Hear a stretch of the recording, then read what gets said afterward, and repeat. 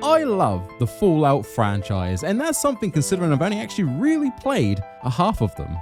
The half I have played is made by the developer that can only really do good games when they take the original idea from someone else, because when they do their own thing, it's ill. Now, I've looked back at these modern titles in the Fallout series in their own retrospective videos, but I thought it would be cool to have a one-stop shop for all the titles like I did for the Batman series. Because that's how I devour content. I usually throw on a 3 or 4 hour video in the background while I do some work. So maybe I could be that guy. So sit back, relax, and let's dive into Fallout 3, Fallout New Vegas, and Fallout 4 together. Side note, if you guys would like me to take a look at the original titles in the series, let me know in the comments. Could be a fun couple of videos. Anyway, let's begin with Fallout 3. Hey there, Wasteland Warriors, it's your buddy Ty, and we're back at it again for another adventure. This time, it's the year 2258. America and China keep edging each other, till they eventually come to an explosive climax. You, the protagonist, falls out of your mother and meets Liam Neeson. But unfortunately, he goes out to get milk. Fly, son. Doubtful you'll see him again, you venture to Detroit, meeting the locals, and learning how to survive the wasteland, where enslaving a person in pure daylight is a-okay, but you steal someone's soda, that shit causes a statewide manhunt. Interact with friendly local wildlife. And remember to always check your corners.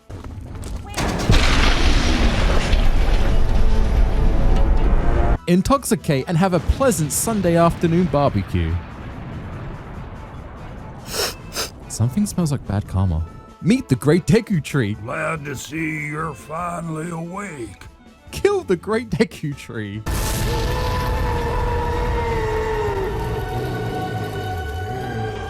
In this totally fully optimized title, just thank God it no longer needs games for Windows Live. Welcome to Fallout 3. Yes, 3, I know you didn't play 1 and 2, don't worry about it, none of us did. Fallout 3, oh boy, I love this game back in the day.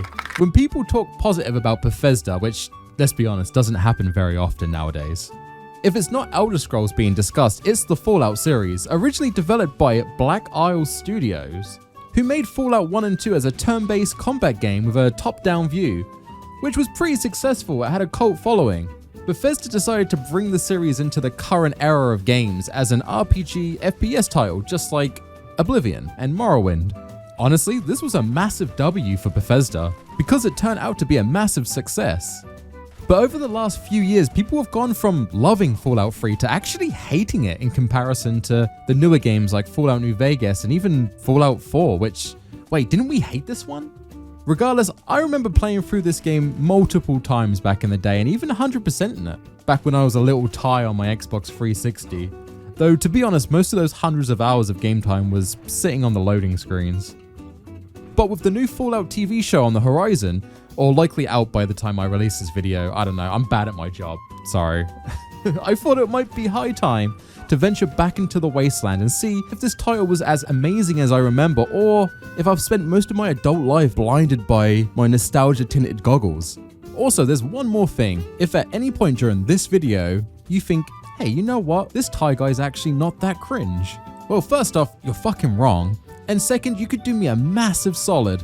If you haven't already, please hit the like and subscribe button. You know the drill, it greatly supports a video and channel. And as I haven't done a Fallout video on the channel before, it would really let me know that you guys are interested in more. So if I get quite a few likes, I know you guys would like to see a Fallout New Vegas video next. And then maybe a Fallout 4 video after that. So if you're a fan of those games, you know what to do. But anyway, without further ado, let's dive in and see if Fallout 3 was really that good.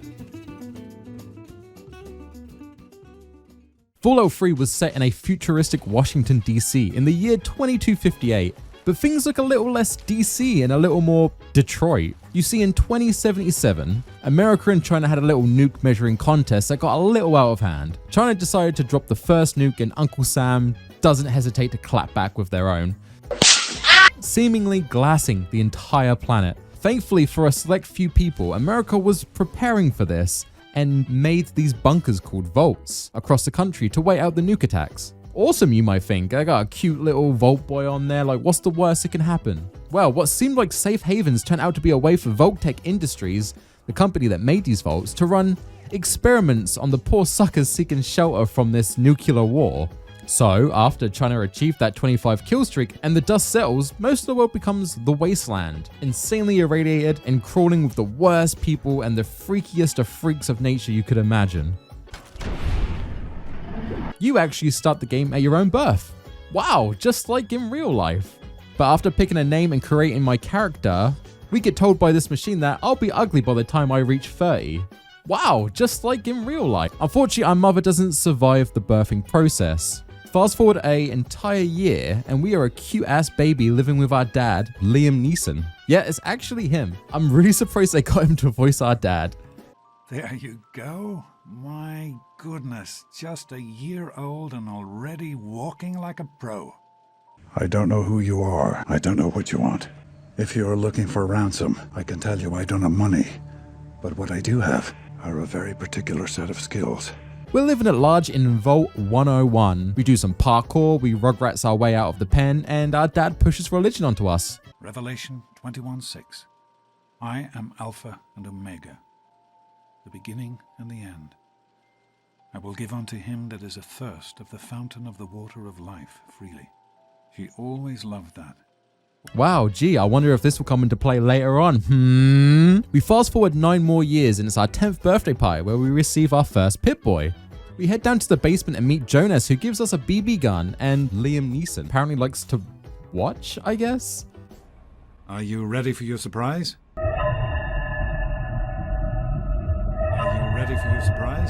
As we practice shooting our BB gun. Oh, that stings. Ow! Whoa, that stings. Anyway, Jonas is a cool second dad and we white out again. 6 years later, we are heading to do our GOAT exam, which is an exam to determine what our role in the vault will be when we grow up. But not before being a Reddit white knight and saving a martyr from the bullies was such a nice guy. Also, shout out to this Chad teacher that just lets me skip the test because, I don't know, maybe he's a big fan of Taken. Listen, I like your dad. I might even like you if I wasn't your teacher. So here's what I'm going to do. If you want to skip the test, just tell me how you want it to come out, and I'll take care of it for you. We decide which stats get a head start, and then we white out again. You know, this is becoming a bit too frequent. I might need to get my head examined. Amata quickly wakes us up and tells us our dad has left for milk, which is strange because we already have some in the fridge, but because he's left the vault, the overseer is pissed and killed Jonas, and apparently now coming for us. Thanks to Amata, we quickly escape, but we do see the overseer essentially torturing his own daughter to get more information on us. He's my friend. I was worried about him. What does he have to do with any of this anyway? One more time. You need to learn some respect. Please! Daddy, no! I don't know if it was just standing there watching the abuse of a dear friend, or the obvious head trauma I've been suffering with since my birth, but I might have taken things a little bit too far this time. Sorry, Amata. We get out of the vault and get our opening vista that Bethesda always nails on the head, if you've not got any DLC installed. Really hate the DLC notification, by the way, guys. This popping up ruins the moment so bad, and you do it in every title. Like, why? Just do it a little bit later, please. So we're in the wasteland, we have no idea what to do, where our father is, and we don't have no way markers, no hints, no nothing. I think it's the perfect time to discuss some of the mechanics in this game. Now that we've left Vault Tutorial. Wait, is that why it's called Vault 101? Because it's a tutorial? How did I not know this? Anyway, the gameplay. The gameplay is basically your standard first-person shooter thrown into a blender. Like, holy shit, this game is clunky. I feel like the reason for this is because the engine is primarily made for melee and hand-to-hand combat, like in the games Oblivion and Morrowind. To counteract that, Fallout 3 uses a system called VATS. This essentially pauses the fight and allows you to pick a certain body part, and the game will do some mathematics on your stats and how you spec your character to see if you would make those shots. Very akin to games like XCOM. This is a pretty cool system. I like rolling the dice to see if I can make some shots. What I don't like is the freehand shooting. Now, back on the Xbox 360 with a controller, this wasn't so bad because, I mean, playing first-person games on a controller is clunky anyway. So you'd go out your way to use VATS to avoid that. Playing on a mouse and keyboard, you have far more accuracy on your shots. So when the game is telling you that this is missing, and you have 100 small guns, it doesn't feel good, man. This is scammy. But not only can you shoot different body parts for enemies, they have weak points that you need to focus on in gunfire. So you have to know your enemy, as well as if they pull out a grenade. Like, I mean, why shoot them in the head when you can just pop the grenade and take them out that way? For its time, this was a really cool system, coupled by an insane amount of guns that you can play with, from energy to marksman to explosive, even melee combat. There's so much freedom here, I absolutely love it. And speaking of freedom, I guess we should talk about the karma system. So here's the deal, in the wasteland you are a blank canvas. And to be honest, I didn't really have a plan on how I was going to go about my playthrough this time around. At first I aimed to be a good guy, you know, helping folks like Amada out, standing up to the bullies, always choosing a more noble dialogue option when it popped up, and I even went as far as helping Butch when I escaped the vault. I tried to avoid unnecessary bloodshed during my escape, but when I saw the Overseer torturing Amada, let's just say my inner judge and jury kicked in. And there was a few moments like that when I tried to be the bigger person, walking away from a conflict, but all it really took was a passing word or a snide comment and... Good riddance. Get out.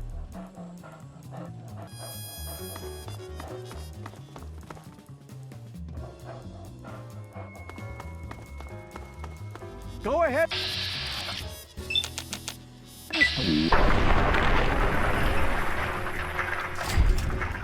Better him than me. I realized I'm not the bigger man. And sorry, I'm gonna jump ahead a little bit, but it wasn't until I found myself agreeing to help a dude wipe out an entire town and then proceed to exterminate a group of ghouls because the snooty rich people I'm now chilling with, I guess, didn't like the way they looked. I then started receiving gifts from slavers who heard tales of my exploits. Like when a slaver comes up to you and gives you a gift, you know you're doing something wrong, right? The final straw, I guess, when I realized that I wasn't quite a good karma person, was when I had my own personal slave. Maybe we're the bad guys. Now the karma system in Fallout is pretty bare bones other than that. Most of it doesn't really come into play unless you're trying to recruit a specific companion or the ending slideshow. Most of the time you can do everything in the game. And I know a lot of people don't like this system and are actually kind of happy that it's not in future titles. I am the complete opposite. I love this system. I love being able to make my character evil for the sake of just wanting an evil character. This is an RPG. Games like this came from D&D where you could literally make your character whatever you wanted it to be. Yeah, the system might be flawed, but I don't think it needed to be taken out. But speaking of karma, I'll tell you who doesn't give a shit where you are on the scale. Dogmeat. The best companion in the game by far. He is the goodest boy. Before heading to Megaton, I would highly recommend detouring to the scrapyard, where I would say you save Dogmeat for some bandits, but he doesn't need saving. He gets one whiff of the Lone Wanderer and he's like, you know what, this could be fun. And that's it. He's the best companion in the game. He can go find you some loot or ammo. And I think he has the most health in the game because like he just doesn't die. And the best part about him is that he doesn't take up a companion slot, so you can have him and another NPC joining you on your adventure. So we have our own personal hellhound. Well, with nothing else to do, we head to Megaton, a settlement that's built around a nuke that didn't explode on contact. It's alright, little buddy. It happens to most nuclear warheads. It's completely natural. Fallout really likes to have like a theme and gimmick for their settlements, which usually is fine and can be pretty interesting. I'm gonna be honest, this one's a bit dumb. Come on, after a nuclear war almost wipes out the whole of civilization, you wouldn't exactly want one on your doorstep, right? It's like buying a house in Birmingham and having a kitchen knife store across the road. It's just too foreboding. Anyway, walking around town, we meet Moira Brown, who, hey, I know you from the internet. She actually offers what I consider the best side quest in the game, especially this early on. You see, this is kind of like more tutorial rolled into your first side quest. You're tasked with creating the Wasteland Survival Guide, which is great because we kind of need to learn about how to survive in the wasteland. She'll have you go into different locations to loot on medical supplies or ammo, maybe trying to find your way through a mine-ridden city, to even how to deal with radiation and broken limbs. These side quests are cool because there's 2 stages to them. You can do the bare bones and just complete the quest, getting some caps and some experience. Or you can go above and beyond and tend to get like special perks and weapons and gear that you might not find normally. For instance, the armored vault gear you get at the start of this quest is kind of a mainstay in the series. It's iconic and most people use it throughout most of their playthrough. So 100% worth trying this out. And if you need a reason to go explore, she has you going across the wasteland quite a bit. You travel all over DC for this quest. Alright, the side content's pretty cool, but we're back on track and finding our daddy. Heading to the saloon, we encounter Colin Moriarty, who actually knows about our dad and where he went, but won't tell us unless we give him some caps. To be honest, after doing the side quest with Moira, I'm pretty stacked, so it's not much of an ask. We give him a few caps and he tells us that he was heading over to Galaxy News Radio, as if anyone in the wasteland knows what's going on, it's whoever runs that station. Alright, cool, we have a plan now. We say our heartfelt goodbye to Megaton. Each of us shall give birth to 1 billion stars.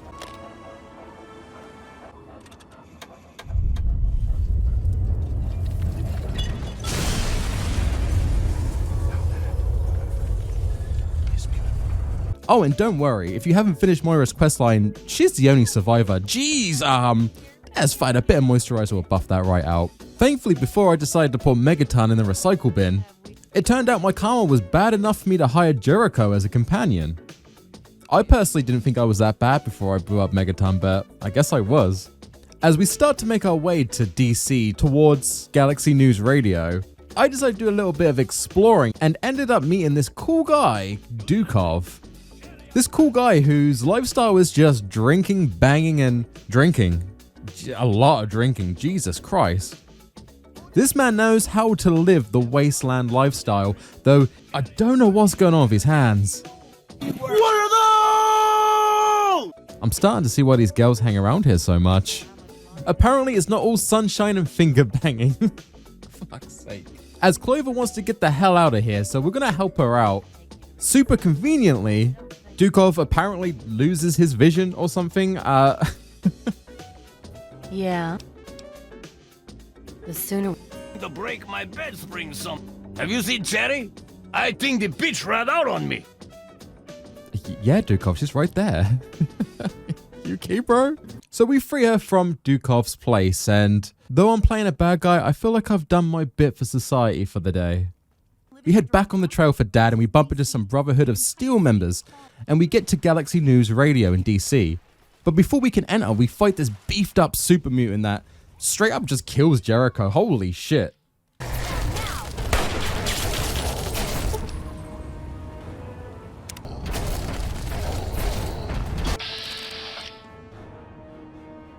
Man, this guy is stacked. He should be on physical 100.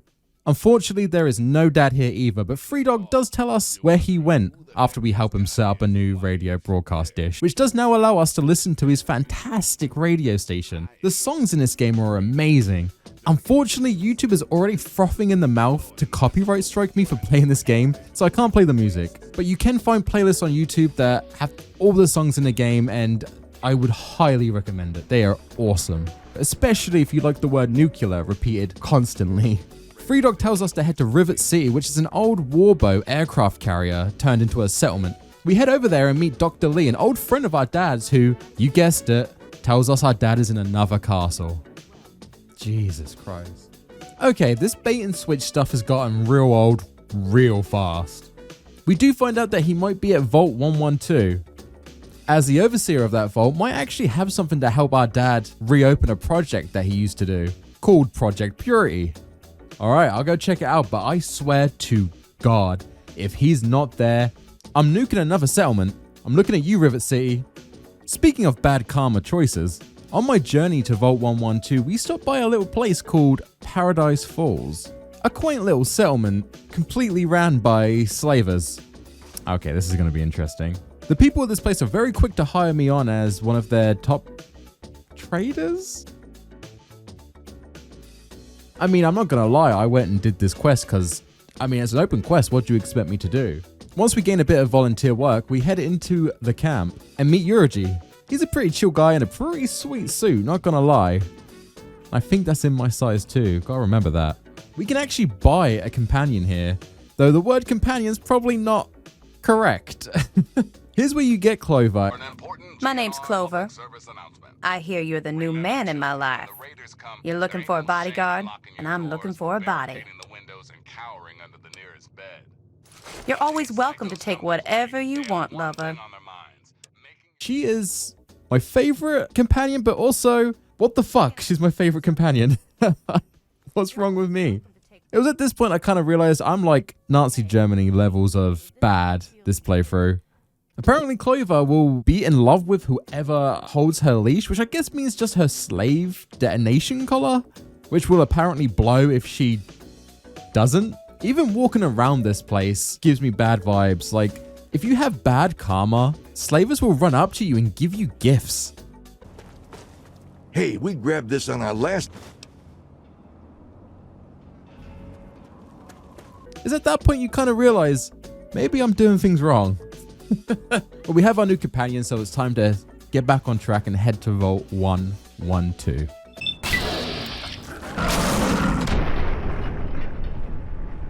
Finding the secret entrance to the vault, we see that the vault's experiment was actually virtual reality, and honestly, give Apple a few more years, this could be a reality. But wait a minute, is that...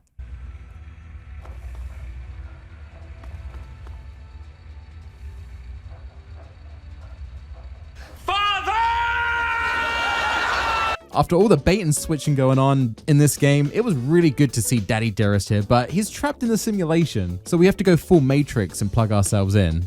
I love this section. Tranquility Lane is so funny. I love it when a developer can just be wacky and have fun with a part of their game. And this to me is what Tranquility Lane is. They just kind of went a bit wild. So it turns out Braun is living out his fantasy of being a little girl. Ew. And essentially tells us to fuck with the people in the sim because he's bored. It seems the same offer was given to our dad, but he refused, so he's a dog now. We decide to follow through with the pranks and shenanigans. Braun absolutely loves this until he just decides to kill everyone. Use the knife to eliminate all the residents of Tranquility Lane. Why not? It's just a prank, bro. Personally, I don't really get what the big deal is. This is just your average Tuesday in Great Britain. No. We do this and he allows us to leave. Once we get out of Tranquility Lane, we get some father and son time finally with Dad. Before he says we need to head back to Rivet City to go find a gecko or something. You can choose to meet him at Rivet City and just fast travel there. I usually did this in my playthroughs. I never actually committed to walking with him, but you can. I thought it would be fun to have a little road trip with our father. Don't do it. Nothing happens. There's no dialogue the entire journey. No talking whatsoever about why he was a dog. What is he doing? About Jonas's death. And that one I really wish we could discuss because like they play him as like a second dad, like a cool uncle type character. And yet after his death, he's never brought up at all. It's just a straight shot to Rivet City, though it is fun to watch Liam Neeson take on everything with his fists. What a legend. Once at Rivet City, he convinces Dr. Lee to help him with his startup project again, Project Purity. This was an experiment to fix all the irradiated water and turn it back into fresh water in DC. Like the fountain of the waters of life, just like the passage. You guys, I told you it was going to come back. We help him set this up at the Jefferson Memorial, and we do get a little moment where he asks about some of the deeds we've done throughout our playthrough. I think we need to... I've been hearing things. Things that have happened out there. Megaton destroyed? You?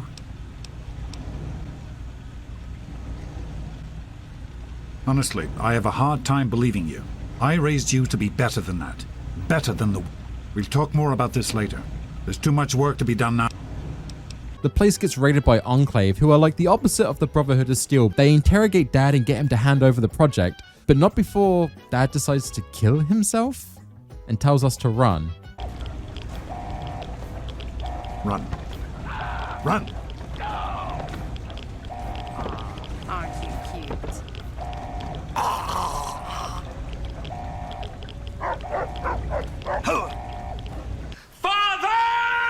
Now, I'm going to be honest, jumping ahead a little bit here, this doesn't solve anything, really. We could have just killed the Colonel now. But no, Dad had to go out. He had to die like a legend. Never did get that milk.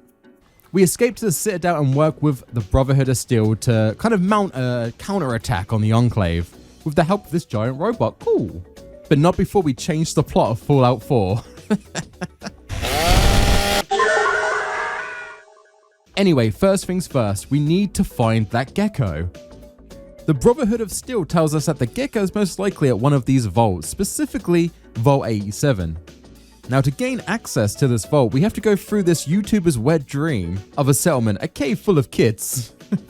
This is one of the cooler ideas for a settlement, but in reality is pretty boring. You see, this place is run by nothing but children, and once they get to a certain age, they're actually forced out into the wasteland. This is the worst day of my life. It's time to go. You know the rules. The rules are stupid. You're a Mungo now. You gotta leave. Maybe I can stay just a little longer? Bye, Sticky. Yeah, bye, Sticky. Don't just stand there. Get out of here already. Like I said, it's a cool idea, but it doesn't really go further than this, and it's kind of a boring place to explore. And it's buggy as hell. You're supposed to save some of the kids to gain access from Paradise Falls. Now, I've already been there and cleaned up a little bit. Even though I saved the kids and told them to come back to Little Lamplight, they didn't show up.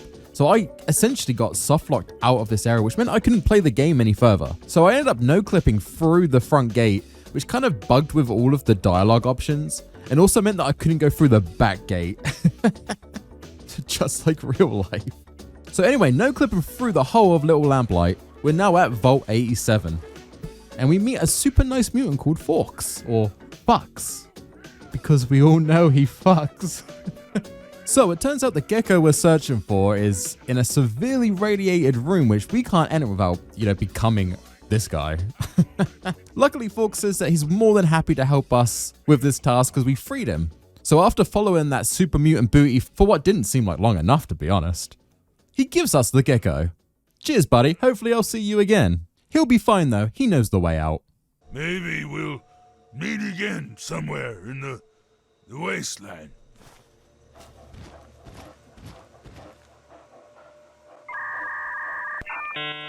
Before leaving, the Enclave does kidnap us and takes our gecko.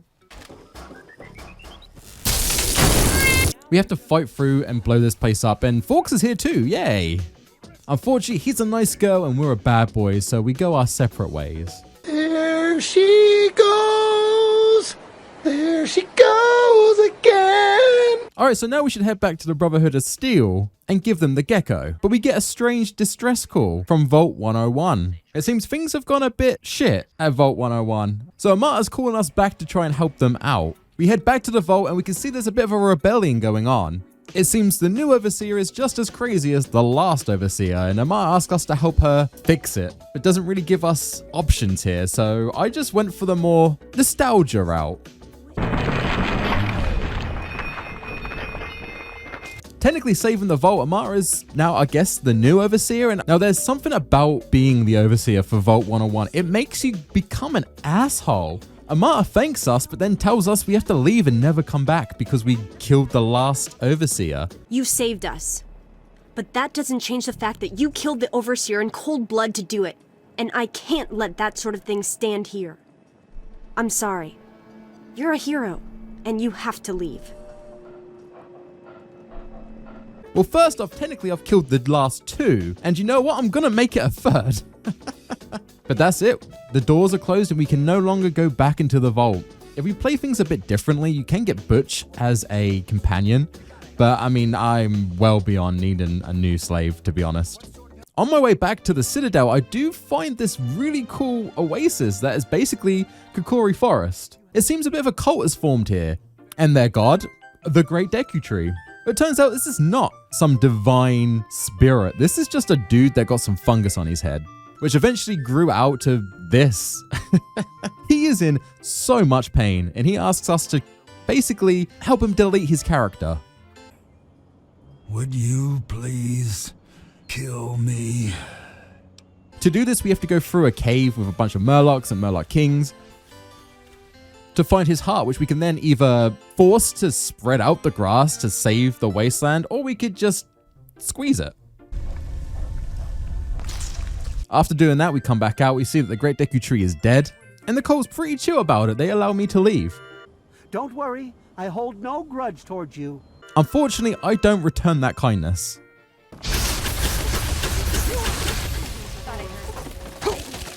Yep, definitely think I'm playing a bad character. We link up with the Brotherhood of Steel again, and we do a frontal assault on the Jefferson building. Honestly consists of us just following the big robot as he does all the heavy lifting, but it looks cool for the time. We get to the purifier and we finally avenge our father. And we have a choice to make. Unfortunately, in all the commotion, the purifier starts going a bit haywire and someone has to go in and start the old go up. Unfortunately, this is a one-way trip because the radiation's so high. So whoever goes in there is just going to do a dad. The game will literally call you a pussy if you don't commit suicide here, just saying. It's a bit weird. I think they're going for a whole like, father like son, you both sacrificed each other to fulfill your mother's dream. Like, it's beautiful. Unfortunately, I'm an asshole. So I send Sarah in. Good luck? That's it? Fine, thanks. Hey, we're all about equal rights in this household. See you later, Sarah. Thanks for taking the bullet. Your dad's gonna be so angry at me. She does this and fresh water starts to flow in DC, and it's a good ending until Ron Perlman calls me a dick in the ending slideshows. And that's the end of Fallout 3. Ironically, we were the most evil person imaginable. But thanks to us and our daddy issues, we actually made the wasteland a better place and a safer place to live. And there's also room for a car park, so were we really the bad guy? What a game. And though the main story is not cooked at all, it's very bare bones. That's not why you play this franchise.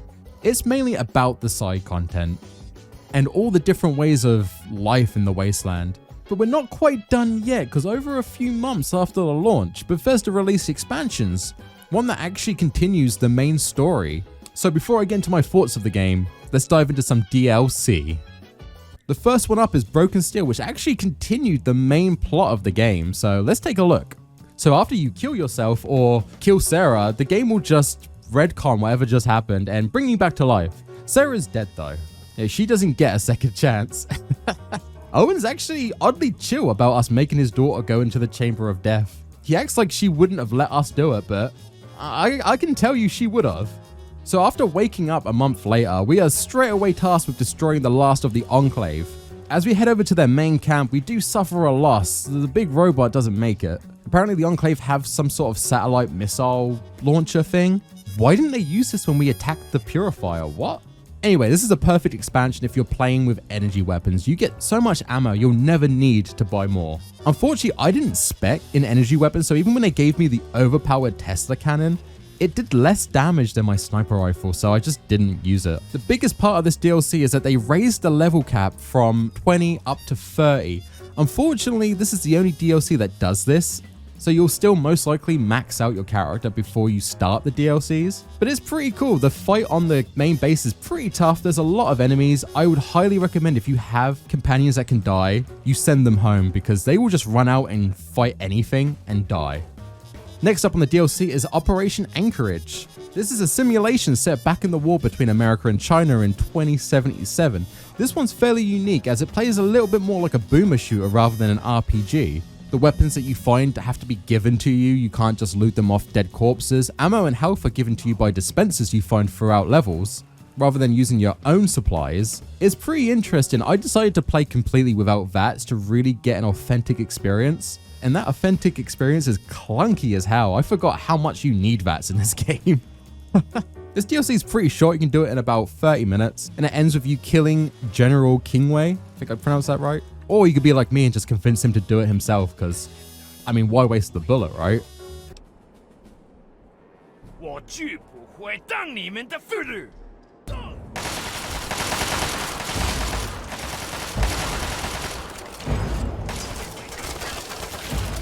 Next up on the DLCs is Point Lookout, a swampland, which is more of a new area to explore rather than just a story. Here we meet Desmond, who is a ghoul fighting with a brain in a jar. Okay. This is probably my favorite DLC. It feels more like an expansion to me. As much as I do like having an on-rails story, having a big open world just to go explore again, granted it's a lot smaller than the Wasteland, it's just nice to be able to explore more in Fallout 3. And apparently it takes a month to travel from DC to Point Lookout, so if you just keep going backwards and forwards, you can speedrun your own death. Anyway, following the main quest, we meet up with some tribal members, and then we get knocked out by a smelly tree. I'm gonna be honest, I don't know what's going on. We have a cool moment where we hallucinate, and some random person, I think, is cutting our brain out. I only know this by the giant saw and sewing, I guess. I also love the passive-aggressive bobbleheads. Anyway, we wake up, and yes, it turns out we have had part of our brain removed. Thankfully, it's only the part that gives us common sense, so now we're an Overwatch 2 enjoyer. And now that that's done, let's go speak to Desmond and finish this quest.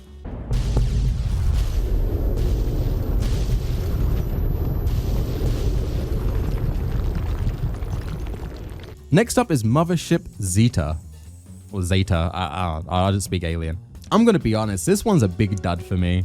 It's the one that, in theory, sounds the most interesting, being abducted by aliens and fighting on a big ship and having like unique weapons. It sounds cool, and look, I love having otherworldly objects stuck up my rectum as much as the next guy, but this is a snooze fest. The only interesting part to me was seeing the different abducted characters. You see a samurai, a cowboy, and a random dude that just got picked up before the nukes fell, and a dead spaceman. He's my favorite. This DLC is riddled with buggy minigames, buggy scenery, buggy NPCs. Is it just me, or is this DLC the most bug-ridden one of the lot? And look, I'm not calling the aliens bugs. Look, I'm not that sort of guy. Some of my best friends are bugs, I mean aliens. The DLC ends with a ship battle that I honestly don't know how this works. I just hit random buttons till I won. Oh man, okay, lastly it's The Pit. In this one, you take up the persona of, well, a slave. So this is how it feels. I should apologize to Clover. We need to sneak into the pit and find out about this cure for the people, as this place is heavily radiated and turning the populace into, well, Gollum. Look, not that I know how to run a slave camp or anything, but I feel like giving them all giant spinning blades of death as worker tools is a bad idea, right? I like this DLC. You have to restock on your own gear because you get completely clean slated at the start. It's nice having to really conserve ammo again. It's good fun. Though when I picked up one of the new weapons in the DLC, I got my first game crash. Honestly, I was expecting way more crashes in this game, so getting only one in my whole playthrough is pretty good. Though when I reloaded, the weapon just refused to show up, but it was still there, so this seems a little bit OP. We find some ingots and we climb through the ranks of the pit and meet our fearless leader, but rather than kill him for revenge to free the slaves, we decide to steal his daughter, who luckily enough is actually the cure. I think I'm about to steal! I think we're supposed to have some sort of moral compass in this DLC, but like you either side with the slavers who are looking after this little girl, or you can steal the little girl, give her to the slavers. They don't seem to really care, but you know, they're not slaves anymore. Like, what's the winning path here? I don't know. It's kind of silly, to be honest. We watch the leader of the pit get devoured and the slaves are free. Look at them. Being free. Did anything change? What did I accomplish here? And that's all the DLC, and that's the game. So after all that, that's the end of Fallout 3, and I'm not gonna lie, I left the DLC to last for my playthrough, and I got burnt out playing through those, especially Mothership Zeta. But the base game is still absolutely amazing. The main story beats can be very undercooked. Essentially, you spend most of the story looking for your dad just for him to die, and then you join the Brotherhood of Steel to fight the Enclave, and I mean, I don't even understand why we do this. They both have the same goals. The Lone Wanderer doesn't need to be part of this fight. He just gets dragged into it.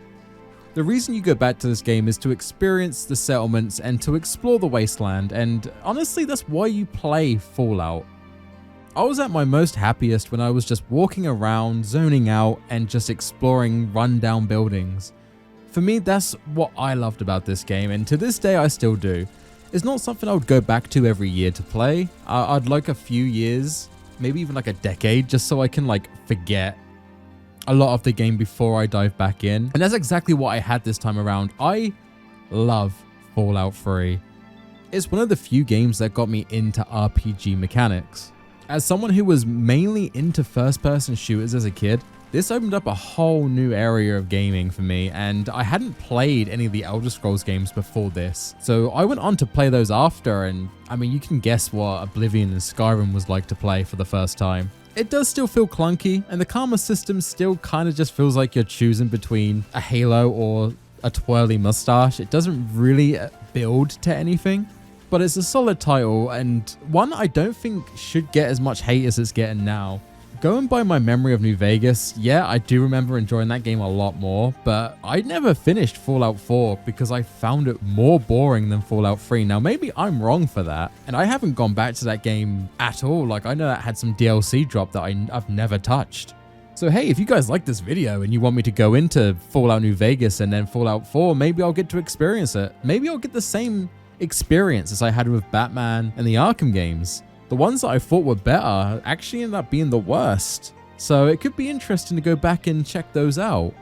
Fallout 3 will always remind me of a time when Bethesda were just the pinnacle of gaming. They were a developer that had so much street cred, and now they just, what are they doing? Fallout 4, they took a lot of hits with their core fans. And then Fallout 76 was a bit of a mess, and I think it still is. I hear some people say it's worth trying now, but I mean, when I tried it, it was an absolute shit show. And especially after Starfield dropped and just, I mean, even their modding community just left the game.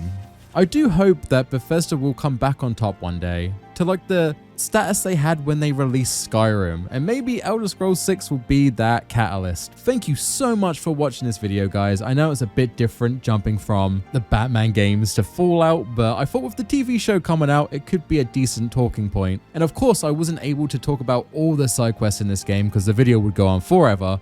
And man, I don't even want to hear my voice for that long, so I really don't think you do. But just so we can keep the conversation flowing in the comments section, let me know what your favorite side quest is in Fallout 3 and let me know why. I try to respond to every comment I get on my videos. To be honest, it is mainly when I'm pooping, so if you see a response from me, I'm probably pooping, just to give you a little peek behind the curtain there. Generally, I know these videos are very opinion based from my perspective because, I mean, I'm making the video. But I do love to hear your guys' takes and kind of see if they mesh with mine or if I'm in the minority. I love it. It's honestly the best part of making these videos.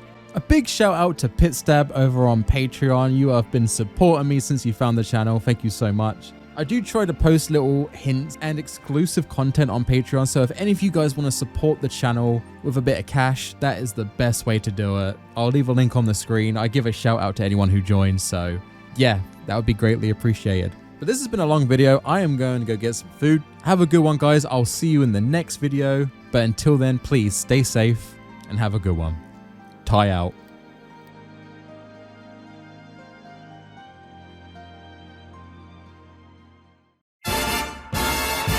Oh boy, I need a new Fallout game like I need a bullet to the brain.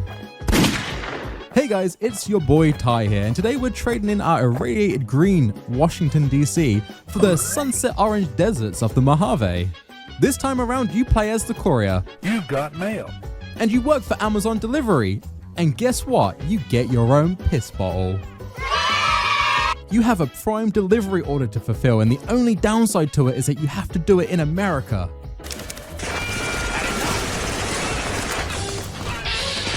Meet the friendly locals, the not so friendly locals. Each did nothing, even when loved ones were dragged away to be killed. Seek out that sweet tasting revenge or just settle for sleeping with some Fallout groupies. You're kicking me into gear, huh? Well, I think I'll drive my chassis over to your pad. Don't forget the oil.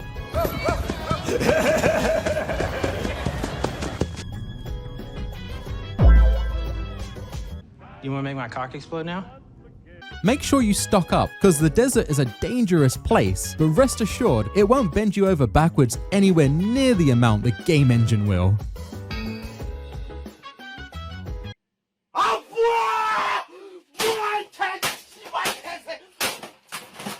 Why not play your hand at Gwent if Gwent was impossible to understand and just didn't work? Or maybe just send a bunch of zombies to Elon Musk's Mars colony.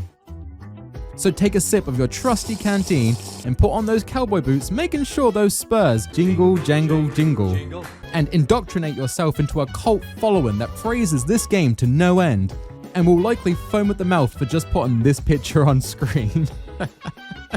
I probably should have done this bit before I pissed off the entire fan base, but if at any point during this video you thought, you know what, this guy is actually alright, please support the channel and video by hitting the subscribe button and liking the video. It does go a long way. It doesn't seem like it does sometimes, but trust me, it really helps out big YouTube in deciding if they want to promote the video or not. If you've already done it, thank you so much. If you're going to do it, thank you so much. And if you're not going to do it, you're dead to me. But thank you so much. Anyway, let's dive into Fallout New Vegas without any mods, because I hate myself apparently. Fallout New Vegas, I'm going to be honest here guys, I don't have as much attachment to this title as I did with Fallout 3. So after that game had some insane sale numbers and gamers all around collectively just agreeing it was a good game, Bethesda pretty much had a guaranteed successful sequel on the horizon. So what did they do? Well, instead of developing said sequel, they decided to put all their efforts into making a new title called Skyrim. Ah no, sounds like a bust to me. So what they did do was approach the guys they bought the IP from before, but only some of them. You see, a few people left Black Isle Studios and formed their own studio called Obsidian Entertainment. Bethesda approached these guys and said, hey, do you want to make a Fallout spin-off? And yes, I know it sucks to hear guys, but Fallout New Vegas is in fact a spin-off. Deal with it, please. But anyway, of course, the team was super excited about this opportunity, and though they were using the same engine, the team was only given 18 months to make the game. Now that's quite impressive, as with that short time, they made what many consider a better Fallout game. It seems that Bethesda tend to make great games when they let other people actually do the work for it, be it an old developer or the modern community. Now, we looked at Fallout 3 a couple of weeks ago thanks to the Fallout TV show being widely celebrated throughout the fanbase and the series having a few more eyes on it than it has had in the last few years. Regardless, I think it's time to dive into the Mojave and see if this game was as good as what people make it out to be. This is a widely celebrated title, and I don't have the love for this game that a lot of people have, so I might be missing something. I played this game back when I was a little tight on the Xbox 360, and though I didn't enjoy the setting and faction relationships that much compared to how straightforward the main plot was in Fallout 3, I still thought it was an okay game. Okay game. Okay game. Get your torches! Pitchforks! Can't be an angry mob without pitchforks! Though I never ventured back to the title for a replay. I've only played this game once, and I only made it through one of the 4 DLCs that dropped after launch. So there's a lot more for me to see here. Now, a lot of people have told me how to play this game, so I'm going to dive back in on the hardest difficulty with the survival aspects turned on to get the full experience and see if New Vegas is indeed a better Fallout title than Fallout 3. So let's not dilly-dally and see if Fallout New Vegas was really that good. This time around, you don't start at your own birth. That's for babies. This time we start at your own death. Like men. We play as the true hero of the American people, a postal worker. Well, courier to be exact. We are tasked with delivering this platinum chip. On our journey, we make our way to Good Springs and we bump into Chandler Bing. Hey man, you were pretty good in Friends, but I have to say, I'm more of a The Office type of guy. That guy in the checkered suit was Benny and his very tweaked out goons, Jesus. He headshots us and steals the platinum chip. Wow, that was quick. Why does this game have a cult following again? It's already finished. Fortunately, the bullet only hit the part of my brain that gives me a good taste in video games. So we survive, and now I kind of want to play Starfield. We wake up in a doctor's surgery, and after making our character, we do some ink blot tests. And I learn a lot about myself, to be honest. What do you say you have a look at this? Tell me what you see. Okay. How about this one? Last one. Here we get a new gameplay mechanic called traits. These have negative and positive effects, like shooting faster with guns and energy weapons, but never actually really hitting a target like it's an Ali G skit. The only one I ever really take is the wild wasteland trait. It just adds some strange and funky events throughout your playthrough. It doesn't really impact much gameplay wise. We rob the Dr. Blind, and just before we set out for the Mojave, I decide to toggle on the hardest difficulty and hardcore mode. This mode makes it so you need to eat, sleep, and drink regularly for more of a survival gameplay. Also, stem packs restore health over time rather than instant. I have never played on this mode before in the game, but you guys really did push saying that this was the best way to play in the Fallout 3 video. So I just want to say thank you, you were right, and also, fuck you. This mode is the best way to play New Vegas, don't get me wrong, but man, I really feel the limb damage. If you get crippled, the only way you can fix it is with doctor bags or going to a doctor to repair yourself. The doctor bags themselves are pretty rare to find and very expensive to buy off NPCs. So get used to running around like you've been sitting on the toilet for too long. Finally, we venture out into Good Springs and oh my god, this DLC stuff drives me insane. We get to meet some of the locals and we get our tutorial quest where we learn how to survive the Mojave. It's here only 10 minutes into the game where one little gameplay mechanic makes New Vegas 1,000,000 times better than Fallout 3. I'm sorry. The ability to look down sights, holy, this is a game changer. I didn't know how important this was in Fallout until, well, we got it. And I can see why this is one of the most popular mods for Fallout 3. We meet the townsfolk and we help a runaway Ringo who is being hunted by a faction calling themselves the Powder Gangers. Now either these guys love explosives or they do a lot of coke. After helping him out and fending off the gang, we become good friends with Good Springs and hated by the Powder Gangers. Okay, so this time around it's not just karma we're balancing here, we're having to maintain social links with these factions throughout the playthrough like it's a Persona game or something. We have the Legion, who are a bunch of self-righteous slavers who hate the NCR almost as much as they hate women.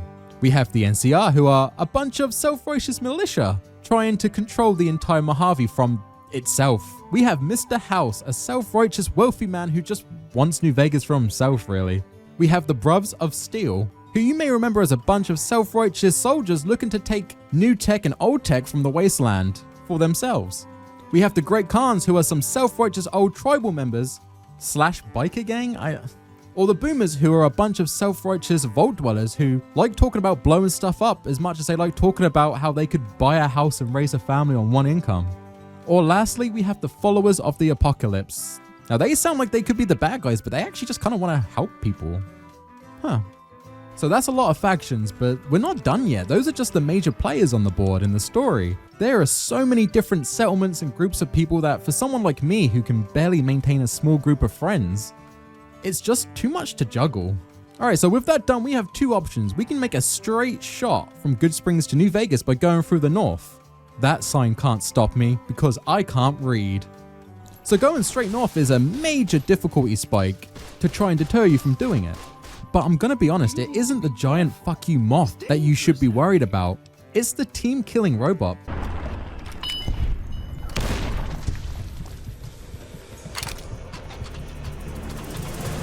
Well, with that being a bust, you can go south, which will add about, I don't know, 30 hours of game time before you hit New Vegas. This is the game. How you play through and how the main plot beats unfold is entirely down to how much you explore and get sidetracked. If Fallout 3 was a man distracting you with something shiny, Fallout New Vegas is an entire football stadium doing the same thing. I have never played a game so depending on how much me, the player, is willing to explore. And I absolutely love it. It makes no two playthroughs the same. It's amazing. And considering, again, the time frame on development for this game, they packed in a lot of stuff. Uncle Ty is impressed, Obsidian. Now, like Fallout 3, I didn't have a plan going into this playthrough. I have no idea which factions I was going to go and befriend or eliminate. I just kind of wanted to let the game unfold, and jumping ahead a little bit, I accidentally saved an NCR soldier that I thought was dead in one of the Legion camps, which started a massive shootout. This pretty much locked me into a rough relationship with them, and so I decided to play as an NCR bitch. We head off to Prim, a town under siege by escaped conflicts and TV license enforcers. Here we help the town find a new sheriff and we commute back to our office, the Mojave Express, where we find out we were actually the second choice to take this chip to New Vegas. The last guy just kind of respected his grey matter a bit more than us. I'm sure he won't pop up again later on. We put a convicted criminal in charge of the town like it's a British government or something, and we make our way to Novak, but not before stumbling on a town taken over by the Legion, who, let's just say, they're a little cross with the residents. After sharing my drug collection with a cripple... Fucking kidding me? First I get my leg smashed, and then in walks the Powder Ganger's Grim fucking Reaper. What the fuck have you got against us, man? Jesus fucking Christ. If you want me dead, just give me 15 medics and I'll fucking OD for you, okay? Fuck! Sorry man, this is hardcore. I don't have the Dr. Bags to spare. I continue to get insanely sidetracked and find myself at Camp Searchlight, an entirely irradiated town that used to be run by the NCR until the Legion dropped chemical warfare, turning this place into, well, Fallout 3. Now, I went to this area probably a bit too soon. I had no real way to deal with the rads here, so I was kind of playing a game of chicken with the Geiger counter, which made it way more interesting because this meant I had to rush around looting the area while constantly being attacked by these pretty strong ghoul NCR troops. Thanks to the wasteland trait we took at the beginning of the game, we were able to get a pretty OP weapon here, the holy hand grenades. Now you'll think these are just a joke item, but my god, these things pack a punch. Like, they have the wrath of God inside these little canisters. If you're pulling the pin, make sure you're aiming somewhere far away.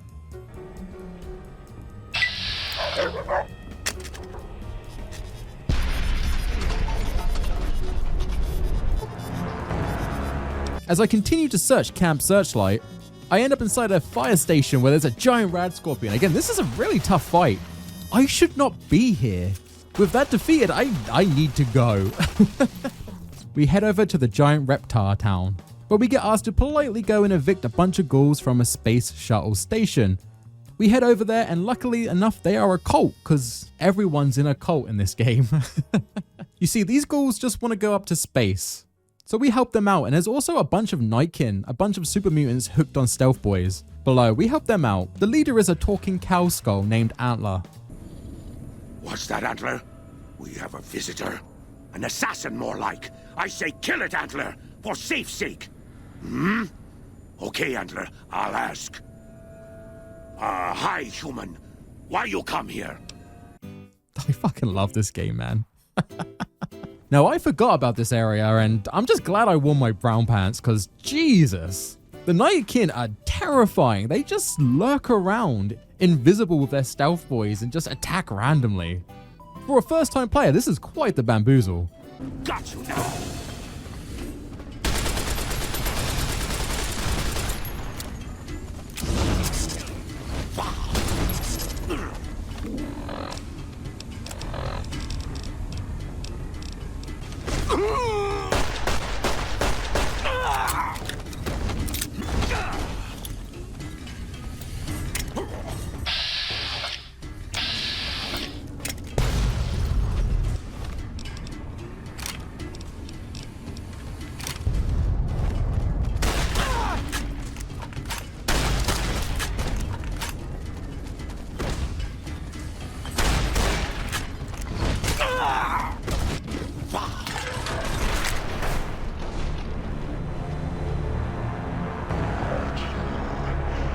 We head back to Novak with the good news, and we help this guy called Boone take revenge on his wife.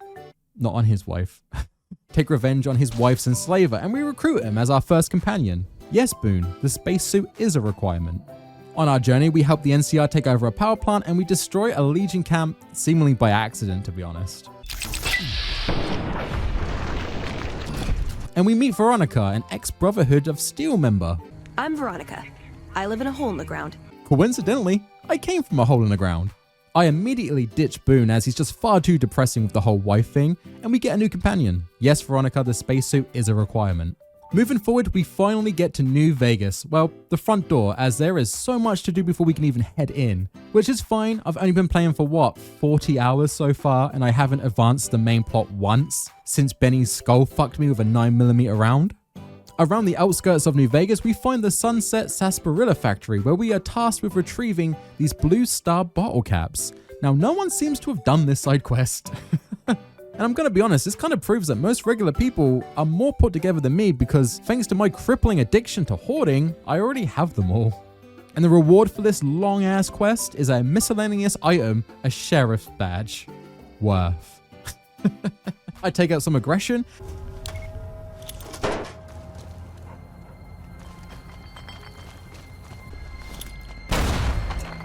Still exploring the outskirts, we come across a pretty high-tech building.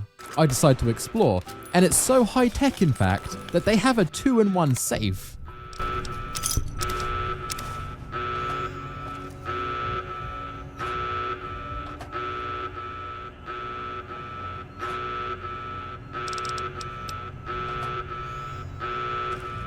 I think this is a glitch.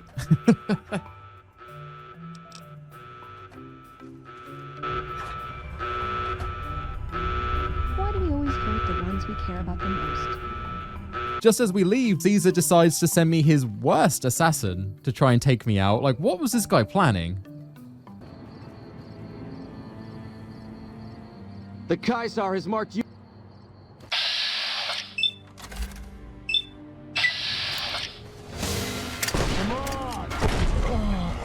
We head over to what seems like a soldier camp, and we help some NCR kill a bunch of cannibals like it's a regular Tuesday in the wasteland. You have to kill the 3 leaders of these fiend groups, and the NCR leader wants their head as proof. Now, this is the first time I have regretted taking the bloody mess perk, because it makes it almost impossible to get these things in pristine condition. But with that quest done, after a lot of save scumming, we now have to help this scientist guy check out a couple of vaults. And the 2 I want to talk about is this vault here, where the experiment for this vault was trying to get grass and trees and just kind of nature in general thriving again. Unfortunately, what they did make was killer plants and Charlie's Green Man from Always Sunny in Philadelphia. Now, this vault was really interesting. You see, this vault, the experiment here was that they needed to sacrifice a vault dweller every year to sort of maintain life in the vault. And they did this by sending them into like this really weird room where they watch a videotape telling them that, you know, dying's okay. Very cult-like. Greetings, martyr, and welcome. If you're here now, it means you've been offered up as a sacrifice so that your vault can continue to thrive. Currently, you may be feeling sad or angry. Perhaps you never got to have grandkids or to enjoy the pleasures of a fresh cigar. Very much just drink the Kool-Aid, man. It's cool. Which then opens up and you get completely bombarded by sentry bots and Mr. Gusties. This is a tough fight on the hardest difficulty. But super interesting. Other than that, the vaults don't really do much. You don't really need to check these for the main storyline. They're optional content, which I'm okay with. I just wish there was more of them. There's a couple more I'm not really have time to talk about because they're quite basic, but we'll just move on. Now, doing this has allowed me access to the strip through the monorail, which seems to have skipped Freeside completely. This was super interesting because I've never done this before. Usually you have to go through Freeside and build the funds to pay the guy at the gate to get through. There's a lot of side quests I just skipped. There's hours of content. Now, this would be a W, but unfortunately this means I missed the best faction in the game. A bunch of Elvis wannabes who are strong-arming in the slums. What do we have here? Another petitioner for the king? Anything's possible, I suppose. How much is it worth to you to meet the big man? I assume this is a normal day in Vegas for an American. Like how I can't walk around Suffolk without bumping into a bunch of gingers pretending to be Ed Sheeran. Anyway, the king is probably the most sane faction leader we've met so far. He just wants peace and to hang out with his cool robot dog, Rex, who I feel a connection with as we're both struggling with the bad brain. It's here I proceed to steal the dog and implant a Legion's dog's brain into Rex. Like with all Fallout games, the best companion is the dog. Now for his questline, there are several brains you can put into him that do different aspects, like give him more strength, more speed, or more survivability. I went for the Legion brain because I'm playing on the hardest difficulty and I need him to be able to tank a few hits. And it actually turns out that the Legion brain is the best brain for him to have because he used to be a Legion dog. This gives him the good ending, which makes sense to me. Like if I needed a new brain, I hope they would find a chubby content creator that has a crippling addiction to Overwatch 2 and Bayonetta cosplay. We finish this quest by going very far north up to Jacobstown, a safe haven for super mutants and Nightkin. Now I feel like I missed quite a bit in this area, but I did get one quest where a bunch of thugs wanted to come and take over the camp, I guess, and I just told them to leave. And they did. Our business is with the muties, not you. I've always known when to fight and when to back down, and it seems to me I ought to back down this time. My men and I are leaving. You won't see us around here again. Like, I know my charisma's high, but dude didn't even put up a fight. Now, before I head over to the strip, where the king's probably going to be pretty mad at me, I decided to go check out this group of vault dwellers who are now calling themselves boomers. These guys love a big climax, let me tell you. Their quest involves us trying to resurrect this old warplane. I decided to help them out because, yeah, why not? I'm a nice guy. And they give you a rebreather, which is a pretty good damage reduction item that replaces kind of like sunglasses and glasses and just, you know, stuff that doesn't really actually do anything for your character. Just so you know, I wear this for the rest of the game. This is a great item, and not only does it give you a bit of damage reduction, you can breathe underwater.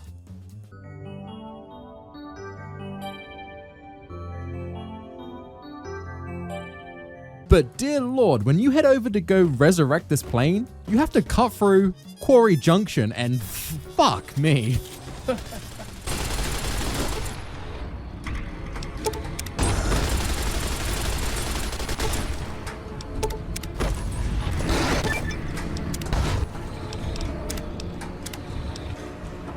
If you think seeing one random Deathclaw in DC was scary, how about a pack of them? I died the most in this area, and I can see why players are tricking beginners to come to this area earlier, because fuck. I salute it, man. It reminds me of RuneScape when people used to trick beginners into the wildy and then just gank them for their gear. Luckily, before the king can hunt me down like Keanu Reeves trying to retrieve his dog, the NCR enforcers. This is exactly the right time. I'm about to prevent you from making a huge mistake. Pace, don't do this. I won't stand with you if you do. Then I'll stand on my own, just like I always have. Just like a king should. Hey!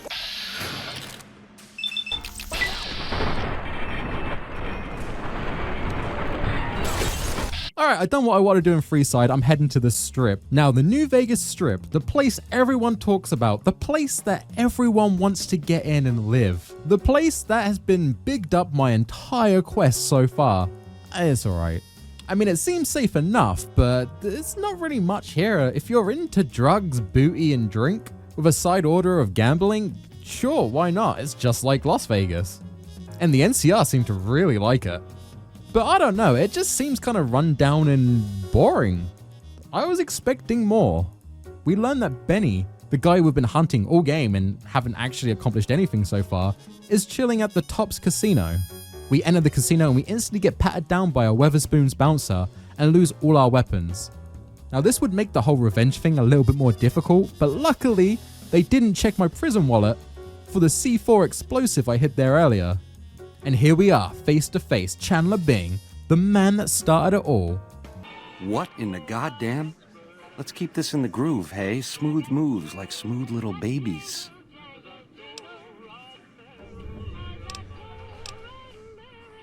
I hit what I was aiming for. Guess you had brains to spare. Or you just thick-skulled. And I have to wonder, I've learned a lot on this journey. I've made many friends, made many enemies. I have stolen so much loot. I've taken so many sips of my trusty canteen. We have helped many factions across the Mojave. Do I want to go full dark side anymore? Haven't I grown since waking up in that grave in Good Springs? Yes, I have. The circle of violence ends today. To make New Vegas, we must allow our petty differences to go to the sidelines. Starting today, we make love, not terror. Today, war does change. Hey Benny, let me teach you this neat trick with your rectum.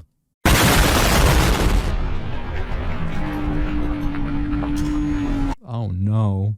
Wait, don't I have a delivery to do or something? I may be a dog-stealing man with homicidal tendencies, but above all else, I'm a goddamn courier. And though the package was late, we deliver it to Mr. House, who wants to use it to strong-arm his power over the Mojave with a bunch of souped-up militarian robots. Look, I'm not racist or anything, but my first death was by one of these robots, so I'm a pass on this. Though we delivered the chip, we proceed to kill him because you and I both know he's going to leave a poor review on the Amazon delivery anyway, right? Why have you done this? Centuries of preparation, Anyway, after demolishing house, these two random guys come up to me and just say, hey, we know that you're pretty cool with NCR, or hey, you're pretty bad with the Legion, but we're going to give you a clean slate so you can decide which ending of the game you want to do. I'm going to be honest, I hate this mechanic. I like the idea that these relationships with the factions have been forming throughout my playthrough and through my decisions. Getting a get out of jail free card right here at the end, just before I make a decision, is really dumb. I have spent the entire game mercilessly killing the Legion at every chance I get. And Caesar's just gonna be like, it's cool, man. I want to talk to this guy. He seems pretty chill. I feel like the game should commit to whichever playthrough you're doing. I decided that because I have made my bed, I'm gonna sleep in it. So I'm Team NCR and I hate the Legion. Moving forward, we bump into Yes Man, who tells us to look into making an independent Vegas like Benny wanted. And I'm gonna be honest, after meeting some of the residents, and them consisting of a group of cannibals called the White Glove Society, or the Emerters, who just sell sex. That's not to mention Freeside.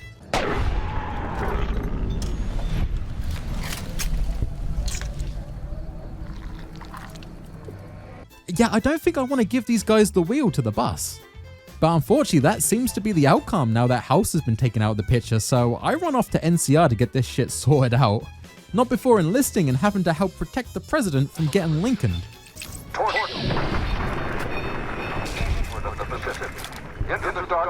This doesn't really accomplish much because straight after, the Legion decides to attack Hoover Dam anyway, because the NCR and Legion believe that whichever faction holds the dam holds New Vegas, I guess? We tip the scales in NCR's favor and take out the Legion leader on the assault as a pseudo-final boss. This allows the NCR to take control of the Mojave, and that's it. That's the end. Unlike Fallout 3 that just never really had a finish line, this is the end of the courier's journey.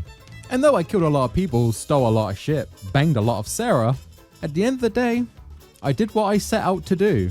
I delivered the chip. And thus, the end of the playthrough.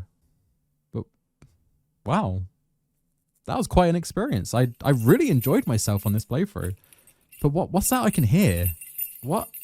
Is that jingle? Oh no. Oh no.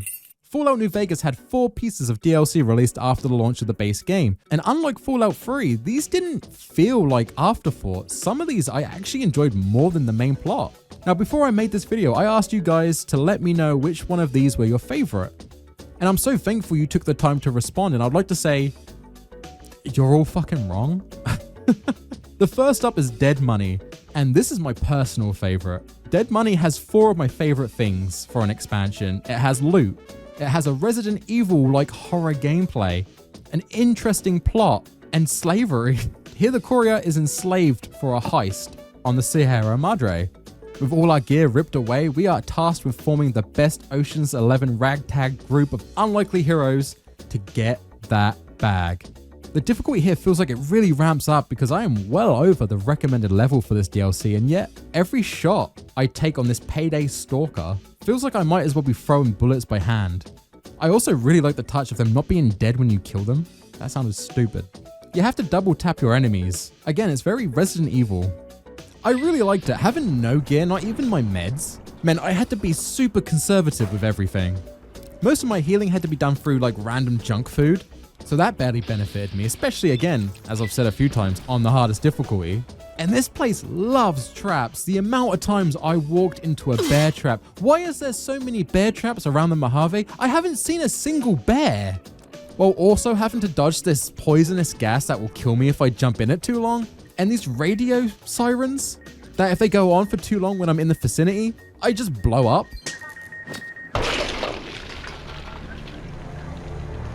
A lot of what I just said sounds like negatives, but I actually really liked it. Again, I don't know why you guys said this was the worst one. All right, the first companion we meet on this Rick and Morty episode is Dog, who has a split personality disorder. Awesome. He goes between wanting to just eat people to just wanting to eat people with etiquette. Master, when can Dog feed? If Dog was fed, like maybe Voice could make Dog stay. Dog not want to be in cage.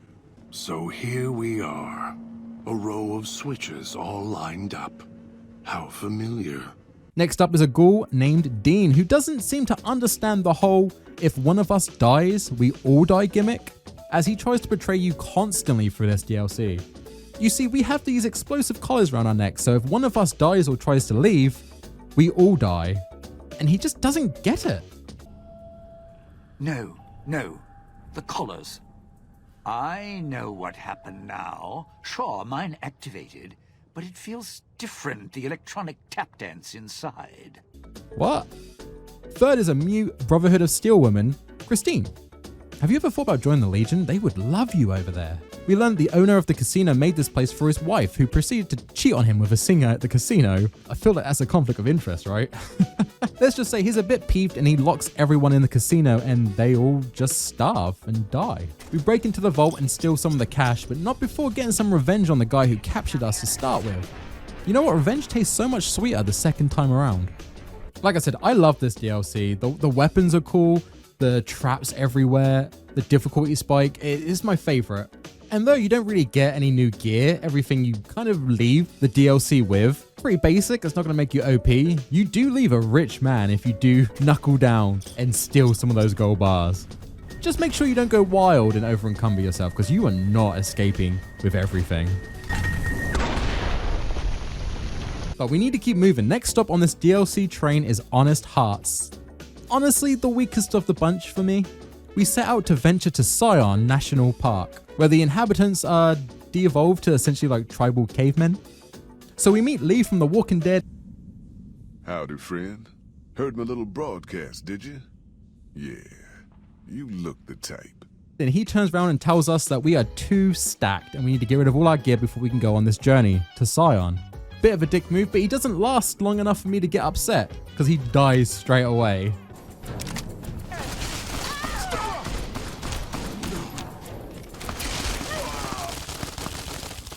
Bet you wish I carried all my medical gear now, dick.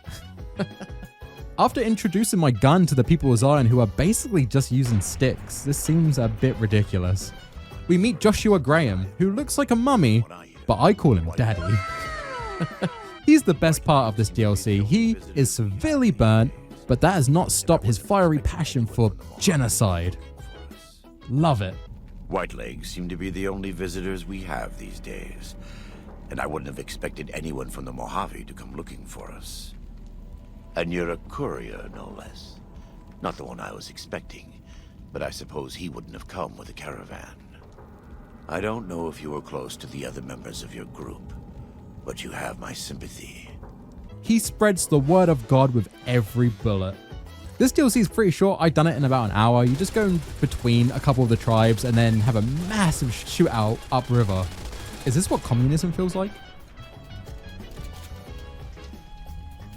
Once Joshua takes out the Whitelegs, we do get a few slideshows showing us what the tribes ended up doing once the courier left, but we left, so we don't really care.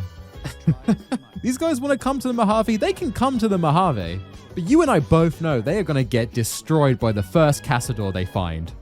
Alright, third DLC is Old World Blues. This DLC aesthetically is the best, but my god, the talking, everyone talks, the TVs talk, my brain talks, even the toaster talks in this DLC. Really? Well, fuck. That really puts a damper on the toaster's mood. Speaking of our brain, it just can't catch a break, as once we got abducted, an operation was performed on us that separated us from our brain, heart, and spinal cord. Apparently the courier is part Saiyan, as this near-death experience has only made us stronger. So a basic crappy summary from yours truly about Big Mountain.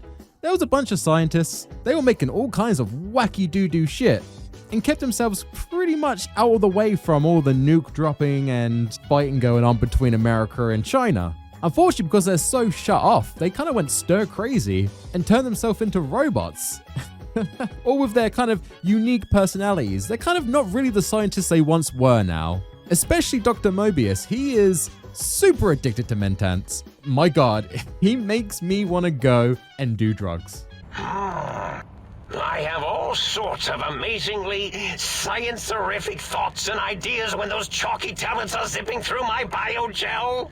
He makes it sound so good. But that's really it. They just kind of fuck around with people they abduct from the wasteland and they want to leave, But let's be honest, we don't want them to leave because I don't want to have to deal with these conversations in the wasteland. They go on for like 30 minutes. And we head out and explore Big Mountain looking for our brain. Now this is a very techie based DLC.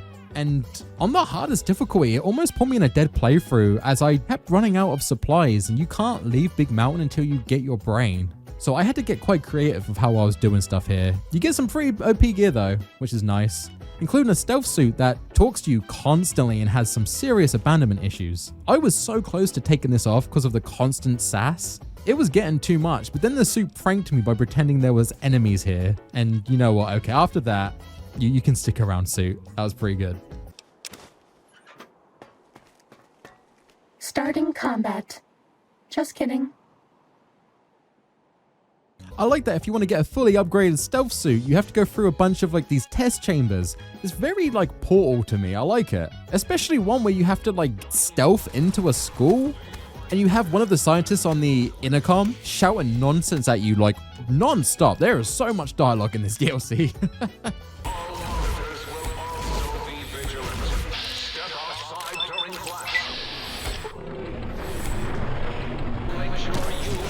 Does that feel better?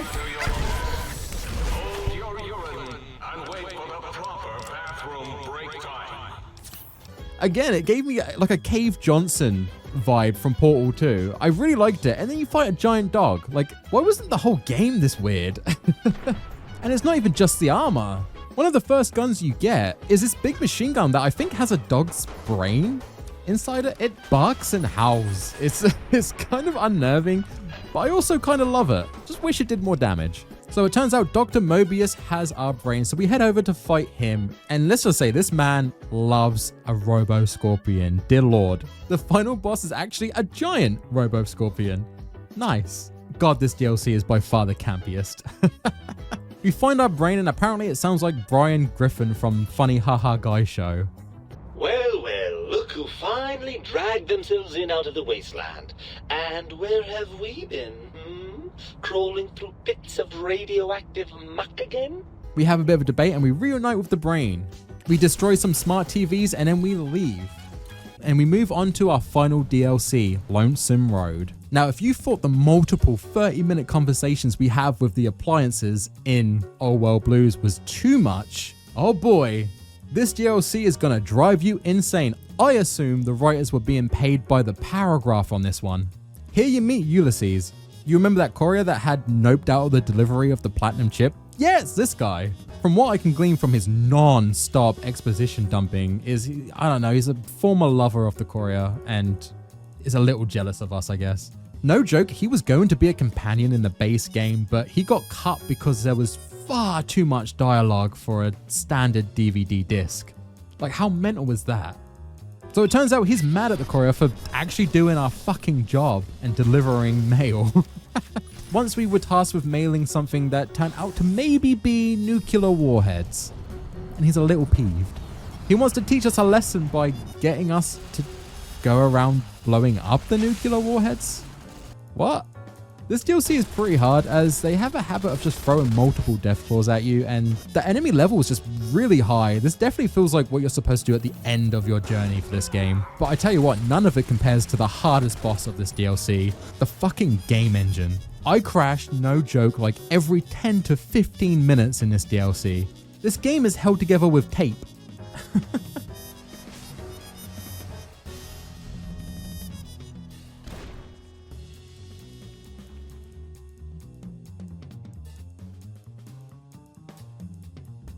Anyway, we meet Eddie, who is my favorite companion because he doesn't speak. He doesn't judge me when I nuke an entire settlement. He just plays theme music.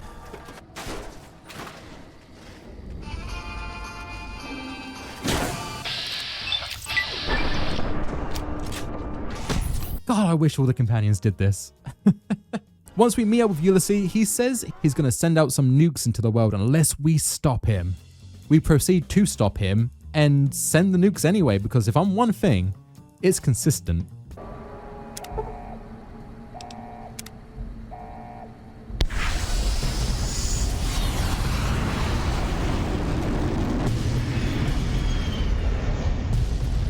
I personally decided to nuke the Legion, as to be honest, they've kind of been the big bad for my playthrough, but you can nuke the NCR as well if you want. This makes a cool crater at their base you can go explore that has an optional boss fight. And this is actually very difficult. Even at max level, they regain health and there's quite a few enemies with pretty good weapons. So I definitely recommend checking it out. And that's the end of the DLC and the end of Fallout New Vegas. Now, obviously, I haven't touched on everything in this game. There is so much to do in the Mojave. I mean, this video is already probably the longest I've done. And I just scratched the surface, guys. Honestly, you need to check this game out. If you have never played New Vegas, it is an absolute treat. A lot of you guys seem to think that this is the best DLC, and if that's your opinion, that's cool. Maybe there's a lot in the lore that I just don't really have time or want to get involved with. Ulysses is not a character I enjoyed listening to. He talks like Dracula. Everything is long and just painful to get through with him. Either way, the Divide Giants are awakening. The missiles here on their way home. There is no way to stop them. You've answered your own question. You don't see, listen, even when it's all around you. No matter if I nailed it into your head like a gift from Caesar. And the fact that he pushes like how important he is to the Courier in the final DLC at the end of the game, it just kind of comes across a bit desperate. I didn't like him, so I didn't bother to get attached to him. I like the difficulty spike, and we get a lot of cool items in this, like a lot of cool gear. And the enemies being a lot more difficult was nice. It's a good way to sort of tip your hat to Fallout New Vegas and just be like, yeah, I'm done. Thanks for the good times. Pulls on cigarette.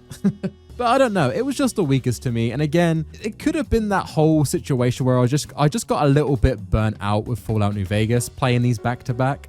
But the only character in this DLC specifically that I cared about was Eddie. And we don't even find out about his story. He's kind of left on a maybe he'll find his way.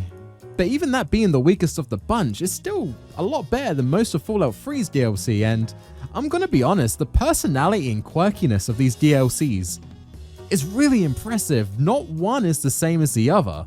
Honestly, I hope one day we get a Fallout game where just the whole game is just this wackiness. Just very campy storytelling and bright colors and just weird shit, man.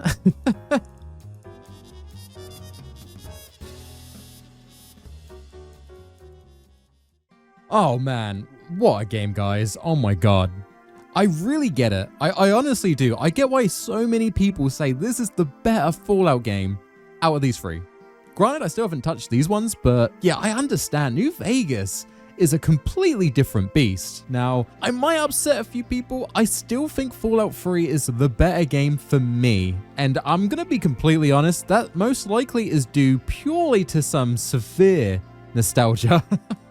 But again, like, this is not me saying New Vegas is a bad game at all. This is two top tier quality titles that I love, but just one has a special place in this old man's heart more than the other. I dig how open this game is and how really the storyline boils down to you need to deliver this thing, a guy stops you and you're a little bit pissed about it. The Courier just then randomly ends up in situations throughout the story where he shouldn't be, and he just decides the fate of everyone. Especially towards the end where you decide which factions benefit and don't benefit from Hoover Dam. I think it was quite a risk doing this sort of story, and I wish they doubled down and didn't give you this get out of jail free card towards the end of the game where you can just decide what you're gonna do even after you've made some pretty dubious decisions. And even though the game is so buggy, man, like how does this game have the exact same engine as Fallout 3 and yet it runs like it's on an evil toaster? I loved my entire game time, even with several crashes, and I'm talking like I must have crashed 30 or 40 times. Like, that's not even me being sarcastic or making a joke.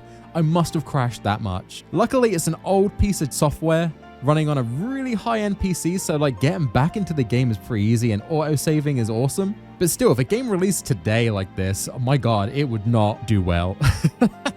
And do you know how I know this? Because Starfield released last year. Like I said, I love the game, and even though the karma system is not as heavily implemented here, I'm still glad it exists. unlike Fallout 4. It just being there in the background is a nice detail to always be aware of. Playing on hardcore mode is definitely the way to do it. Making it more of a survival game feels much more like it's a wasteland and everything's out to get you, including your own body. I am so happy that the Fallout TV show has brought so many more eyes to the series because these are great games.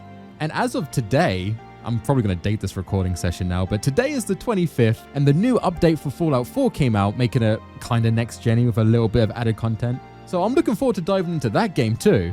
If you haven't checked it out and I haven't steered you clear with my trash video, please buy it. The game you can buy for cents on the dollar, pence on the pound. I don't know what other countries do, like a goat, half a goat. It's so cheap, it is so worth jumping in. And if you can see past some of the glaring issues like the engine and the reused assets, it's a great time. I loved it. And I kind of want to go back in time and slap myself the first time I played through and thought this game was kind of boring because Baby Ty, he was naive, man. This is a great title. Thank you so much if you made it to the end of this video. Please, if you are here and you would like to see a Fallout 4 video, please let me know in the comments. Just be like, Ty, sort it out. This video took forever to come out. Hurry up and make the next one. But that's all I've got to say. Thank you so much. And yeah, stay safe, guys. I'm really enjoying the momentum on this channel at the moment. The comment section, just you guys even jumping in to do a stupid poll I did for the community. It means a lot. I've never had this many people actually enjoy something I've made. It feels great. So yeah, I'm going to head out. I am super hungry.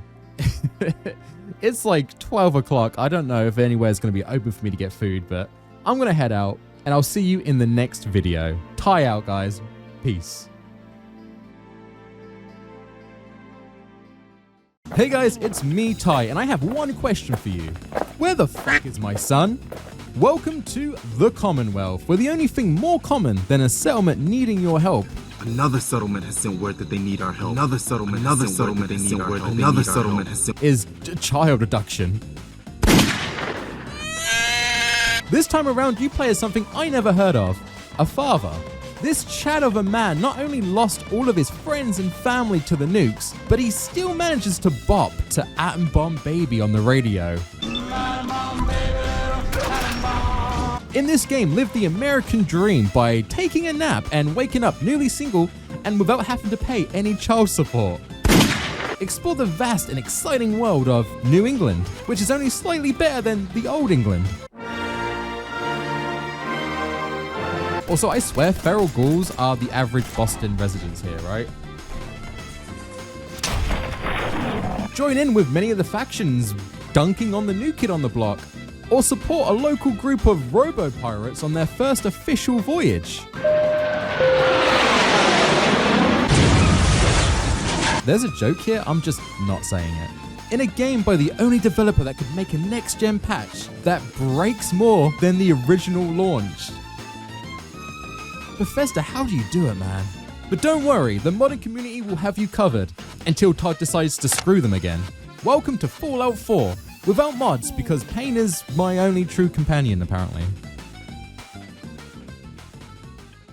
Fallout 4 is the 4th mainline game in the Fallout series. Yes, Fallout New Vegas doesn't count, guys. Ah crap, here they come. This game had such a lukewarm welcome when it dropped back in 2015. Damn, this game is almost 10 years old. Even I couldn't get past the first few hours before shelving it and never coming back to the title until making this video. But after checking out Fallout 3 and Fallout New Vegas, I want to give Fallout 4 a fair shake and see if it was really that good or if it's still that meh, buggy mess I remember it being. And honestly, spoiler alert, I was quite surprised with this game this time around. The game is filled to the brim of stuff. If you want a time sink and kill a few hours, this game is for you. Whether that's looting and shooting or Minecraft building, maybe you like organizing and maintaining a group of settlements like it's a day job, or you just want to get some of that robot strange. You can do it in Fallout 4. Why don't we grab a bottle of wine and go watch the sunset? Sounds good, detective. That was great, detective. But we probably... I'm gonna be honest, Fallout 4 has probably the best gameplay loop I've ever seen in a single player video game. The game has everything, and honestly, I actually found myself enjoying my time in Fallout 4 far more than I did replaying Fallout 3 and even New Vegas. Oh man, they're really mad now. Don't get me wrong, the game has issues, glaring issues, and the first third of the game can be, well, boring, but it does build into something quite respectable and spawn a new coat of paint and a new engine that, well, still runs like ass, but it's less ass at least. There are some missteps, leaving the more role-playing design for a more power fantasy FPS experience. But I'm gonna be honest, one of my biggest issues with DC and the Mojave was, unless it was a main settlement or a main quest line, there wasn't too much to explore. In Fallout 4, you can't blink or you'll miss 8 possible 10-15 minute dungeons. And it's a smooth brain take from yours truly, but when it comes to Fallout, man, I just like to explore and loot. I'll take a destroyed hotel with a few enemies and a box of armor I probably ain't gonna use over a 30-minute dialogue segment with a smart TV any day. But here's the issue, I've played through Fallout 3 and Fallout New Vegas multiple times, and yet I couldn't finish Fallout 4 because I had such a bad time with it at launch. What's changed? Well, I'll tell you what, it's not the game-breaking next-gen patch. To figure out why, let's dive into the plot of Fallout 4 and see if it was really that good. Guys, we have a massive issue. 95% of you are not subscribed. Oh, come on, Terry, lighten up. What are you screaming at? Stay with us, cousin! Please, if at any point during this video you think, hey, this guy's not that bad, please hit the subscribe button. It really supports the channel, and be sure to like the video. I'd love for this to get into the algorithm. I appreciate the comments from you guys saying I'm an underrated content creator, but gonna be honest, kinda wanna get away from the underrated part. So yeah, any support is greatly appreciated. Let's move on. This time around, you play as a rare type of dad, one actually looking for his son. But first, some backstory. Before you're trying your green thumb at growing something inside your wife, you were shipped off to serve in the 2nd Battalion, 108th Infantry Regiment. And you know what they say, 108th times the charm. If you decide to play as the wife, you are a lawyer. Objection! After possibly becoming a war criminal, we head home to become a family man, and things seem pretty Gucci. We have a hot MILF wife, ruggedly handsome good looks, and a robot butler to look after our baby Sean. Oh, sounds like someone made a stinky. I shall attend to young Sean. You know, I was nervous at first, but Codsworth's really good with Sean. We create our character and pick some stats. I'm going all intelligence again this time around for that sweet, sweet XP boost from the get-go. And then we get a knock at the door from Vault Tech. After being as polite as possible, that because of your family service to our country, you have been pre-selected for entrance into the local vault. Go away. We are secured our own spot in Vault 111, and it's just in time too because the nukes start dropping and the neighborhood goes to hell. Here's where I want to talk about a touchy subject, the dialogue interactions. And before the fanboys nuke my comment section, I do not use mods in these videos. The entire point is to look back at a game in its vanilla state. We all know the modding community can make a better Fallout game than Bethesda. It doesn't need to be said in every video. But for some reason, they completely butchered the charisma checks, which Fallout New Vegas nailed perfectly. Why can't we use this? And as added insult to injury, we now have voice acting for our Vault Dweller, and it sucks, man. Your crimes have gone unpunished for too long. What the hell's wrong with you? I don't like it. In terms of content, there were some funny interactions. You know, in 100 years, when I finally die, I only hope I go to hell, so I can kill you all over again, you piece of shit. Ooh, sassy. But I feel like it completely misses the mark with the role-playing aspect the series has had up to this point. I no longer choose dialogue responses for my character I'm building. I just end up doing sarcastic remarks because they tend to be the most entertaining. Yeah, I can't wait for the world to end. Look, some people hate it, some people love it, and others just mod it out so it plays like the older titles. And that's fine. For me, I feel like it didn't need to be added in for the main character. I'm a big fan of a silent protagonist. Yes, other RPGs can do this. We have The Witcher, we have Cyberpunk, and that's fine. But in the games before Fallout 4, that's not how they played, and it worked better in the world. But enough talking about dialogue trees. The nukes are dropping, we need to get the fuck out.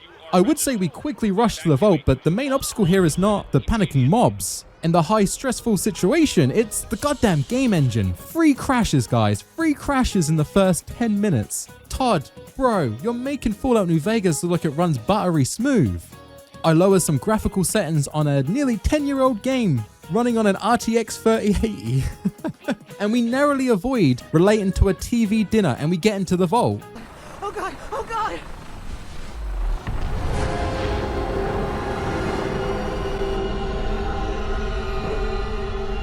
Anyone else feel a slight chill? It's here where we get cryogenically frozen for 10 years, or the equivalent of watching all of the current run of One Piece 223 times. We are then awoken by this Jason Statham looking motherfucker after he loots Sean, our son, and Vat crits our wife. I got him! Go. I'm only gonna tell you this. I'm not giving.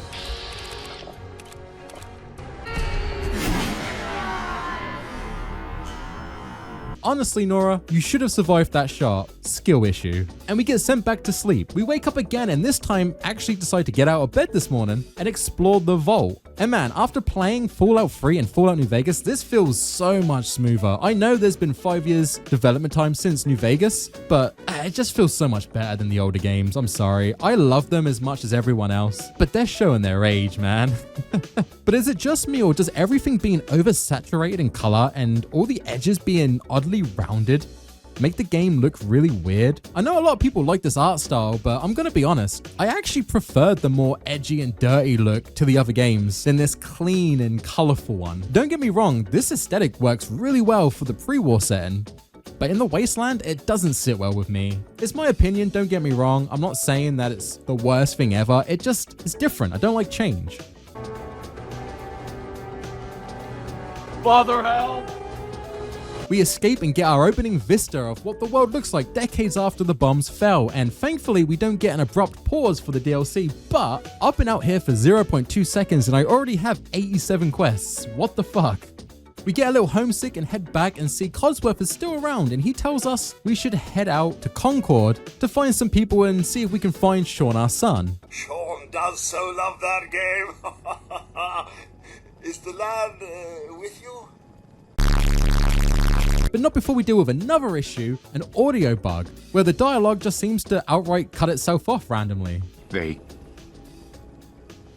killed Sir, these things you're saying, these terrible things, I believe you need a distraction. Yes, a distraction to calm this dire and a proper family activity.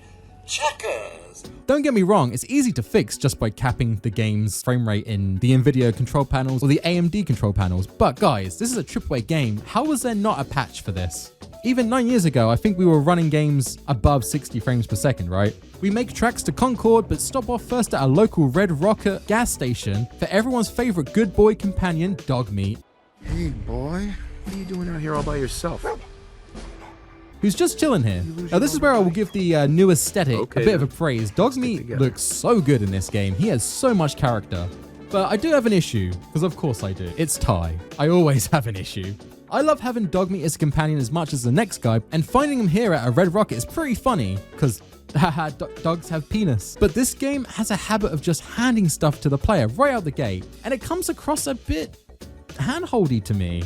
Jumping ahead a little, but not much. We get Dogmeat and power armor with a minigun as we fight off a Deathclaw within the first 20 minutes in the first quest.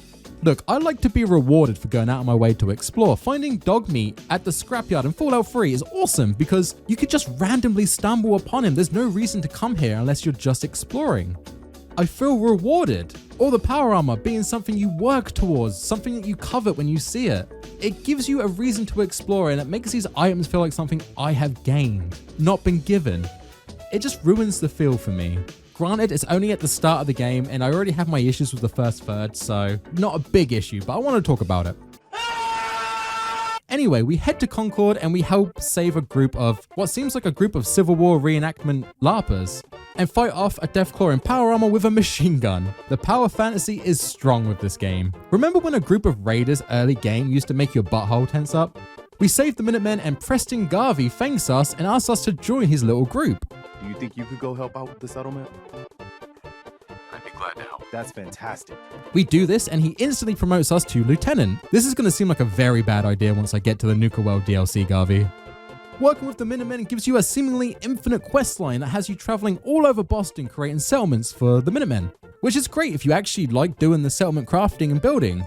And honestly, the mechanic isn't that bad as long as you're not trying to build something specific. Oh boy, I sure do love role-playing as Minecraft Steve in the Wasteland. Preston says that there might be kids over at Diamond City as that's the main settlement in the Commonwealth. And as we don't have a fucking clue what to do next, let's head there. On the way, we bump into this Chad Brotherhood of Steel member, Dans. He's getting overrun by a group of feral ghouls. We help him out. We appreciate the assistance, civilian. Dans is so impressed with us that he asks us to help him again on another mission, taking out a nest of simps at the ArcJet Systems building. These Johnny 5 looking motherfuckers are actually quite terrifying to deal with when you don't have your own personal bouncer that kills them off screen while you loot. My favorite part of this section is sacrificing Dans to make my enemies extra crispy.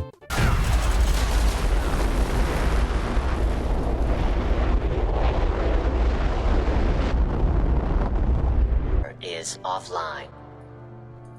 Oh my god, are you alright? Whoever said jet fuel couldn't melt steel beams is a moron. We give Dans a money shot for just overall being a legend.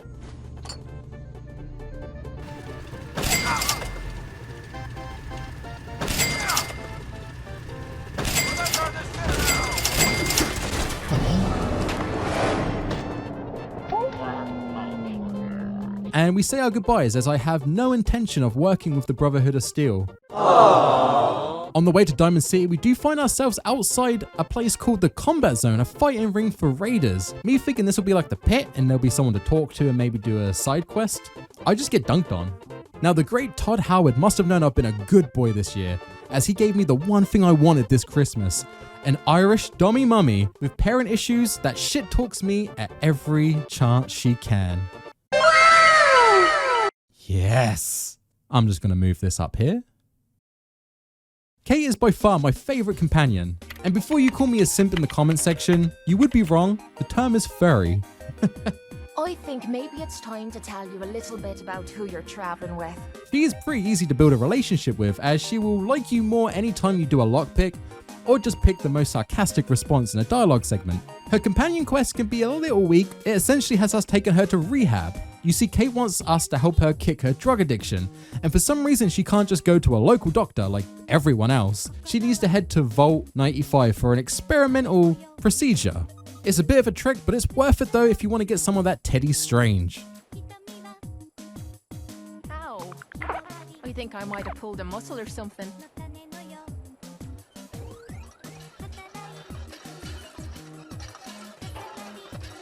Doing the questline means you can romance Kate, and that's something you can do in this game for the first time. The one game when you already have a wife. I should probably take this off. Though I'm going to be honest, the attire I picked for Kate probably wasn't the best idea, as she has a tendency to jump scare me.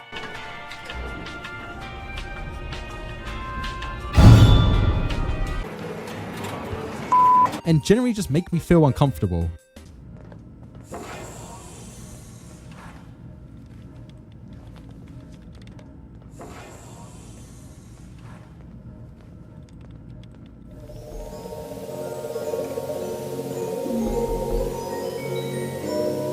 Unlike previous games, Dogmeat isn't able to travel with you when you have another companion. It's only one per customer this time around, so sadly, Dogmeat gets shipped off to Sanctuary.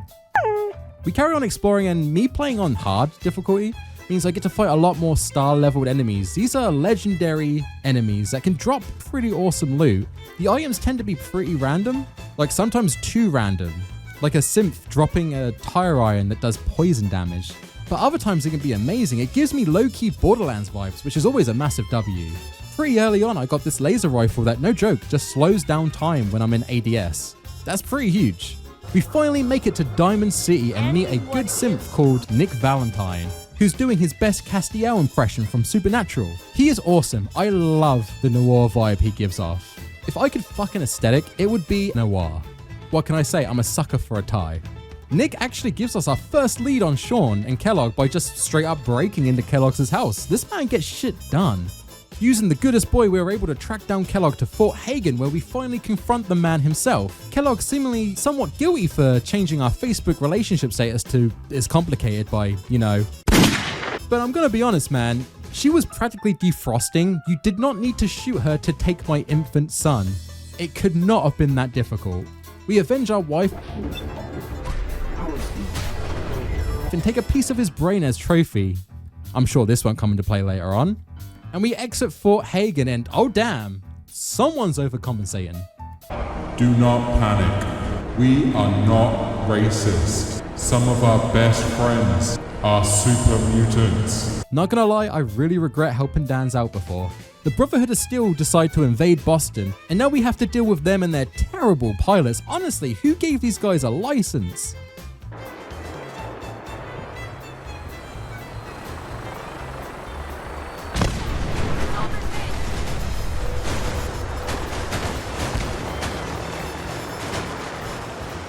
I'm trying to keep my own continuity from Fallout 3.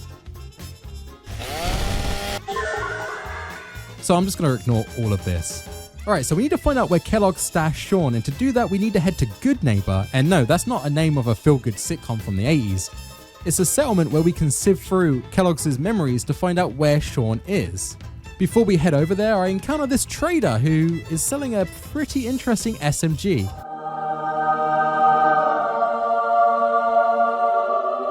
Spray and Pray is a powerful SMG, and it has explosive rounds. This thing tears through everything like it owes it goddamn money.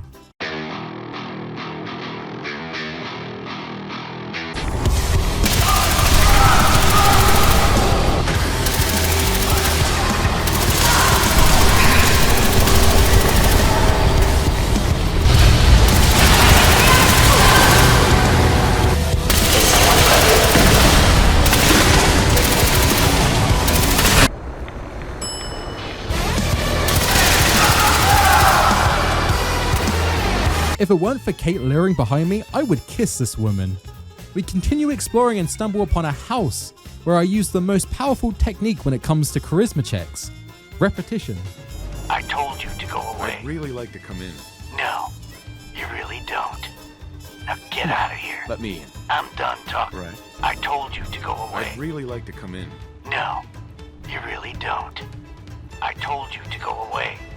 I'd really like to come in. No, you really don't. Now get out of here. Let me in. I'm done talking to you.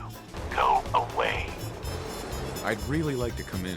You seem nice enough, but trust me, you don't want to come inside. Come on, let me in. You're not gonna give up, are you? Have it your way. Door's unlocked. And no save scumming, you can just keep asking this guy to let you in, and eventually the RNG will work in your favor. It's pretty stupid. It's here where we meet the Cobalts and are tasked with finding a sus serum. Now that would seem easy enough if it wasn't for all the alpha death claws around the area. This questline leads us to tracking down Loki from the Avengers, and I wasn't really listening to the family beef, so I just decided to free him because he has a cool hat. Though I may have 9 intelligence, but I'm a simple man. Too late, Jack. Why don't you wait there so that we can have that little chat that's so long overdue? Get away while you can. One Oklahoma family dinner later,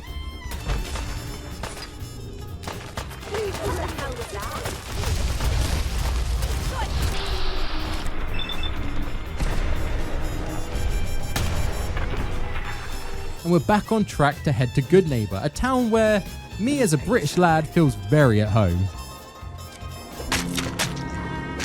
It's here where we use the cyberpunk sex machine to deep dive into Kellogg's memories, and we find out that Sean was abducted by the Institute.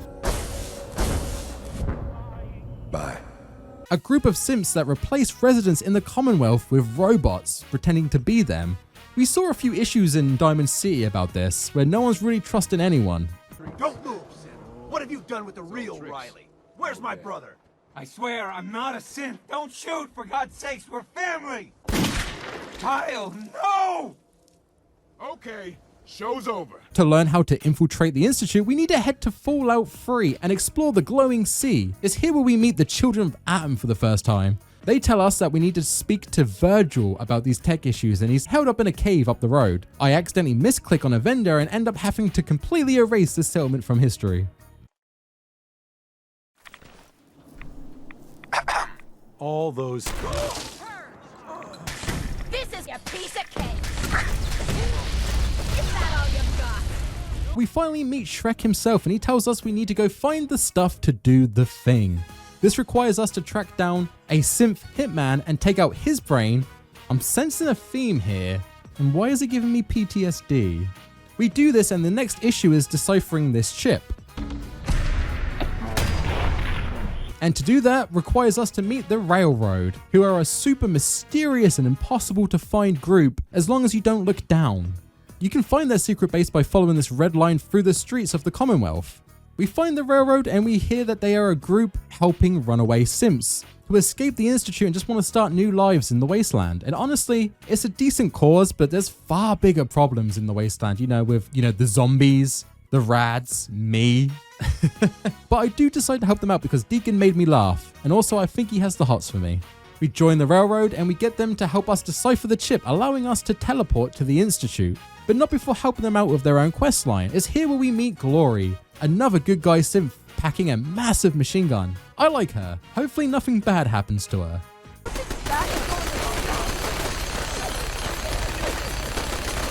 We build the teleporter and we head to the Institute as sort of a sleeper cell for the Railroad to possibly find my son, but more importantly meet Patriot, a turncoat helping the Railroad from inside the Institute.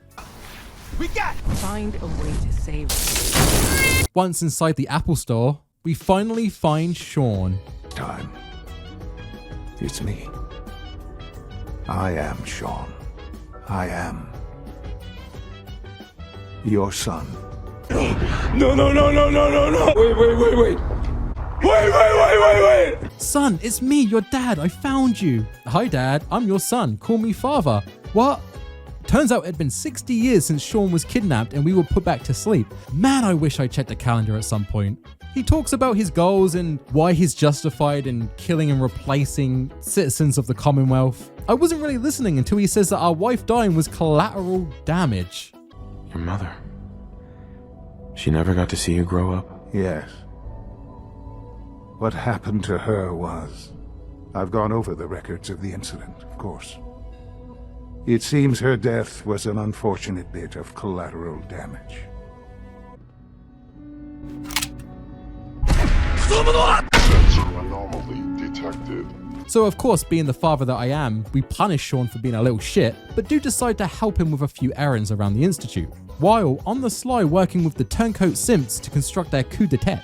This all comes to a head at Bunker Hill, where all the factions kind of just party. We have the Railroad, we have the Institute, and even the Brotherhood here, trying to kill, slave, or free a couple of simps. This seems like overkill. Turns out I haven't pissed any of these guys off, so I can just walk right through. We free the simps and have a chat with our son Sean. He isn't too pleased with the outcome. And to be honest, I'm not too pleased either, Sean. If you just wanted to use the simps to do hard labor and miscellaneous tasks, why the fuck did you program free will? Answer me that, son father. He doesn't, and even after completely ignoring Sean's requests and defying the Institute at any possible turn, Sean decides to make us the leader of the Institute?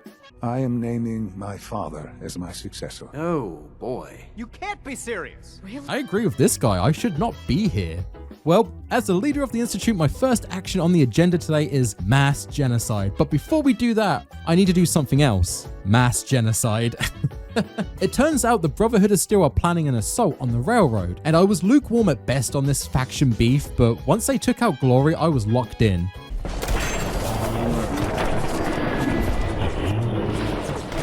We infiltrate the Brotherhood of Steel air balloon stealthily, well, some of us stealthily, Kate. And we set up a few bombs and dip. We're out of the blast range now.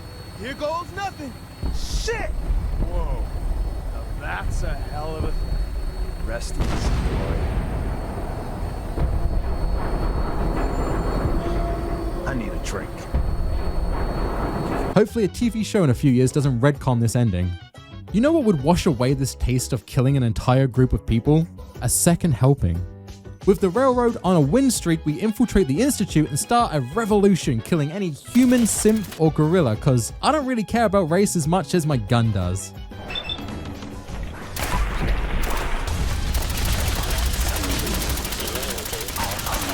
We confront Sunfather, who is a little peeved at us destroying his lifelong work. And though one charisma check has him help us out by destroying the facility, why would I ever consider helping you?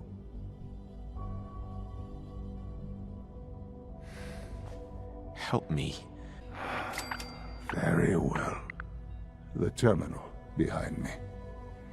Enter access code 9003. it turns out he's actually dying. Ah, so sad.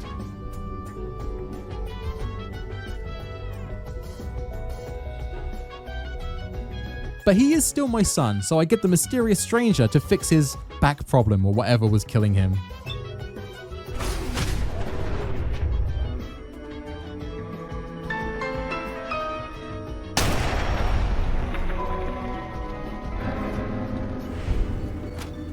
Lord, it's a miracle! Just in time for us to nuke him into the atmosphere.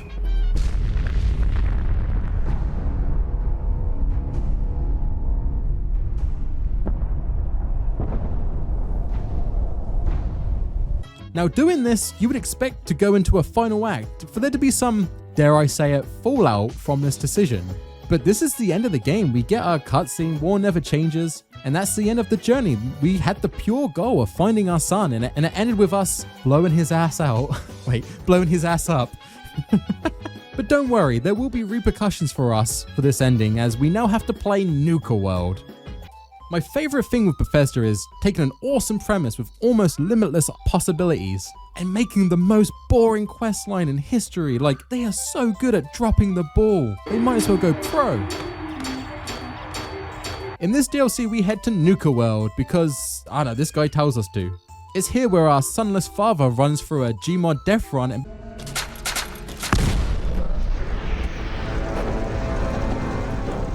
becomes the new leader of 3 raider groups. Wow, you say, playing as a raider sounds fun. How could this possibly be a mess?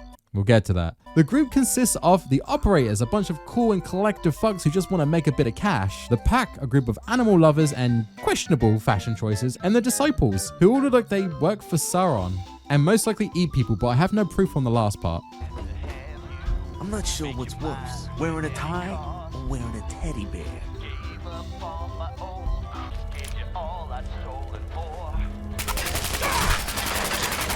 Never, and I mean never, go for the fit. It's here where we must assign territories to these groups as the overboss in order to try and stop the infighting going on, and spoiler alert, there's not enough to go around. So you have to dish it out carefully as the group with the least amount of territory attempts an overtaking of Nuka World. I'm not gonna lie, this DLC is a slog to play through. The areas are aesthetically quite nice, don't get me wrong, but the quests are so goddamn boring.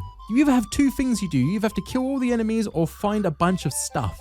The only bits I really enjoyed were the Savari Zone, where you can meet Tarzan, or this magical ghoul who works in a YouTuber's playhouse, Kid's Kingdom. Honestly, I just found myself going around this mismatched area just killing anything I can find and praying that I can skip sections of the game with charisma checks. Ready? Help me corral my missing. Actually, well, I suppose there ain't. Sure. It's then when the DLC has the audacity to spill into the base game with you taking over settlements peacefully or the right way. This upsets Garvey very much. I get that people wanted the option to play as a raider, and I agree that would be a cool storyline, but this DLC is bare bones stuff and honestly could have just been a basic questline in the base game, not a $10 DLC. But there are some W's. For starters, if you want to blow off some steam, you can kill off a bunch of wannabe space marines in an amusement park attraction. Visions. I'm seeing visions. Ugh, I think I'm gonna puke. Something's wrong! Shut it down! Shut it down! I'm not sure how that worked. And, The Nuka-Cola space mascot is pretty hot. Yeah, there's not much here. It's not all doom and gloom though, as the developers had their morning coffee today and actually decided to make a Fallout game for the next DLC, Far Harbor. This DLC is everything a Fallout storyline should be. It's creative, there's far more exploration, real consequences for your actions. Honestly, this is some goddamn good content. And though I missed a beat by not doing this DLC with Valentine, as having him as a companion makes the story so much more richer, sorry, I just can't say no to my Irish lass. It's still a fantastic time. It's here where we arrive at Far Harbor, a quaint town in the middle of fucking nowhere, where we are tasked with looking for a missing woman. Unfortunately, the residents here have taken up vaping and has given this island a permanent cloud of Skittle-flavored Guyintheties. God, I hope you like this sound.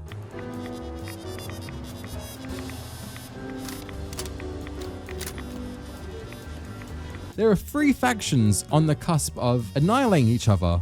We have the residents of Far Harbor just wanting to live in peace and fish, a group of simps headed by Dima trying to shelter from the outside world and protect themselves, and a goddamn cult, because we have to have a goddamn cult.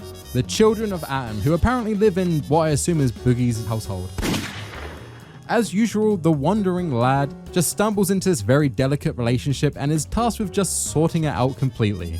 The girl Kasumi, who we've been sent out to find, is shacked up with the simps and also believes she is one too. This should be relatively easy to clarify, but she doesn't decide one way or another until the end of the DLC. But my man Dima is an absolute pleasure to speak to. He has such dulcet tones that I would be more than happy to listen to while I fall asleep. Also means the technology to make the synths is lost. Our origins have been buried. Not to mention the loss of human life, sorry. Dima tasks us with finding out his hentai stash, memories, that he left in the Children of Atom's base. And remember, this is a Bethesda game, so there has to be one gimmick in this DLC that makes it absolutely terrible. Balloon tower defense minigame. I'm not gonna lie, I was not dealing with this. I no-clipped the entire section, was done in 10 minutes.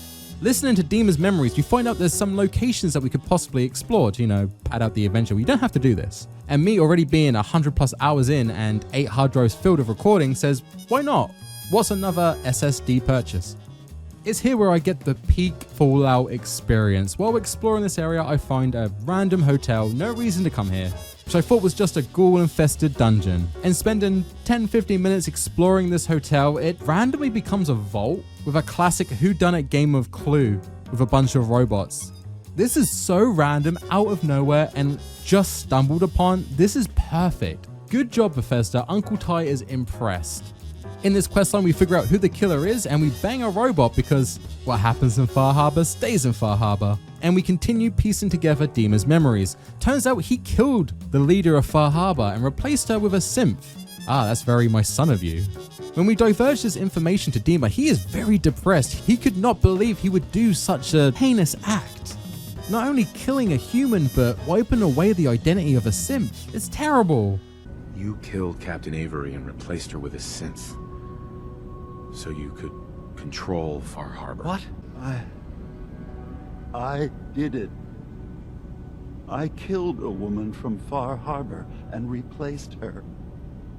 I stripped a simp's identity from her and made her an agent. He then proceeds in the same dialogue tree to completely 180 and say we should kill the leader of Atom and replace him with a simp.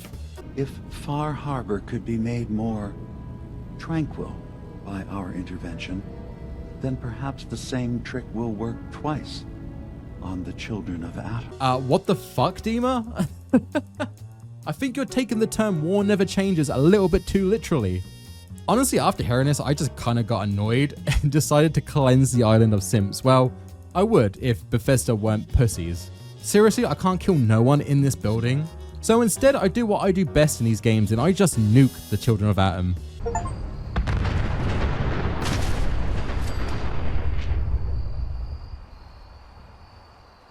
Dima seems very upset with this outcome and tells us to leave, and we take Kasumi home, as she doesn't really care if she's a synth or a human anymore. You're a human, you dumb bitch. And that's all she wrote. I love this DLC. This is probably my favorite in the series. It was a pleasure to play and a welcome palate cleanse after Nuka World. I need to replay this DLC at some point with Valentine in the party for the added context, as it gets revealed that Dima is actually his long-lost brother, and it fills in some gaps with Nick's storyline in the base game. But like I said, I'm already balls deep in filled hard drives, so that will have to be for another time. There was some little DLCs dropped like workshop items and Vault 88 where you can build your own vault and become an overseer. That one's pretty cool because the more you do in that DLC, the more the game breaks. The Automatron DLC was a much more fleshed out questline where you fight hordes of robots and can even build your own to take down the Mechanist, which is easy once you give Codsworth legs. Now he's unstoppable. Fallout 4 is a game that got hated on pretty harshly by the community at launch, and even I couldn't stomach it at launch and quit playing so quickly. Like, I didn't even make it into Diamond City before I stopped all those years ago. Diving back, it's actually a fantastic time. It's far more sturdy than the other Fallout titles, mechanically. And though I don't like the new level up system, I do love that there's no cap to it. There is so much to do in this game, so much time to sink in, and that's not including the crafting system for weapons and armor or the endless possibilities for the settlement building. This game, through all its faults, is a great time. And though it still fails to capture that iconic feel Fallout 3 and Fallout New Vegas had for me, it's still a fun game. I'm super excited that the series is getting far more attention thanks to the hit show on Amazon. The storyline is very bare bones, and though I love the characters and personalities presented here in this game, you are left with a feeling of, why are they here? What's the plan? What are you doing? The factions are a far cry from New Vegas, don't get me wrong. But even in that game, it felt like every decision, every character I talked to impacted the NCR or the Legion in some way. Whereas in Fallout 4, nothing really matters for the factions until the point of no return. What I'm saying is I feel like we need a Fallout game where there's a bit more of a middle ground between these two extremes. Playing these games back to back has made me realize something. Each game absolutely nails a different aspect to the others. Fallout 3 had what I consider the best aesthetic in the world to play through for a Fallout title. And maybe take that with a pinch of salt, I am biased, there's definitely a nostalgia connection to that game over the others.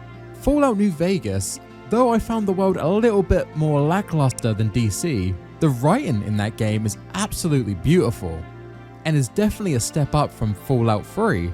And lastly, Fallout 4, though I feel like the writing took a back seat and the faction stuff was not as good, I feel like gameplay wise, Fallout 4 knocks it out of the park and gives you way more to do, and way more of it runs better, than the other titles. I guess what I'm trying to say here is that if we could take a piece of each of these games and put them together, we would have an absolutely amazing Fallout title. And I don't get why we keep having so much infighting. Guys, we waste so much energy saying New Vegas is better than Fallout 3 or Fallout 4 is better than New Vegas. What a waste of time. These games all do something different better than the others. We should come together and respect what these games have done, not what they couldn't do compared to the others. Treat it as an experience overall. Because like I said, I've gone back and played these games with really no break, and I really enjoyed my time. So stop apologizing for your favorite Fallout game, or stop going into the comment section saying why yours is the best one. Let's all come together and put our efforts to something a bit more productive. Like hating on Starfield and going for that community, because that game fucking sucks. If you've made it this far in the video, thank you so much. It has been an absolute pleasure making these videos over the Fallout games, and I'm looking forward to seeing what you guys think of the next project, as I have a little idea of what that could be. Which actually leads me into my next thing I want to talk about. I want to give a massive shout out to Pitstab. Bro, you have been supporting me on Patreon since I dropped it in one of the Batman videos. Thank you so much. The rest of you guys, what are you doing? He's making you look bad.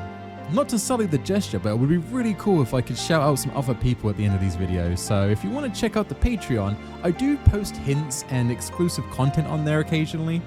And up until my next video, I'm going to be doing secret hints to see if anyone can work out what the game is. So head over there and check that out if you're interested. But I won't leave you in the lurch. There is a specific edit that hints towards what the next project's going to be. So if you can find that, put that in the comment section. I want to see if anyone can guess it. But with that said, I'm going to head off. Again, thank you so much for watching this video. I really hope it does well. And yeah, stay safe, guys. I'll see you in the next one. Ty out. Peace.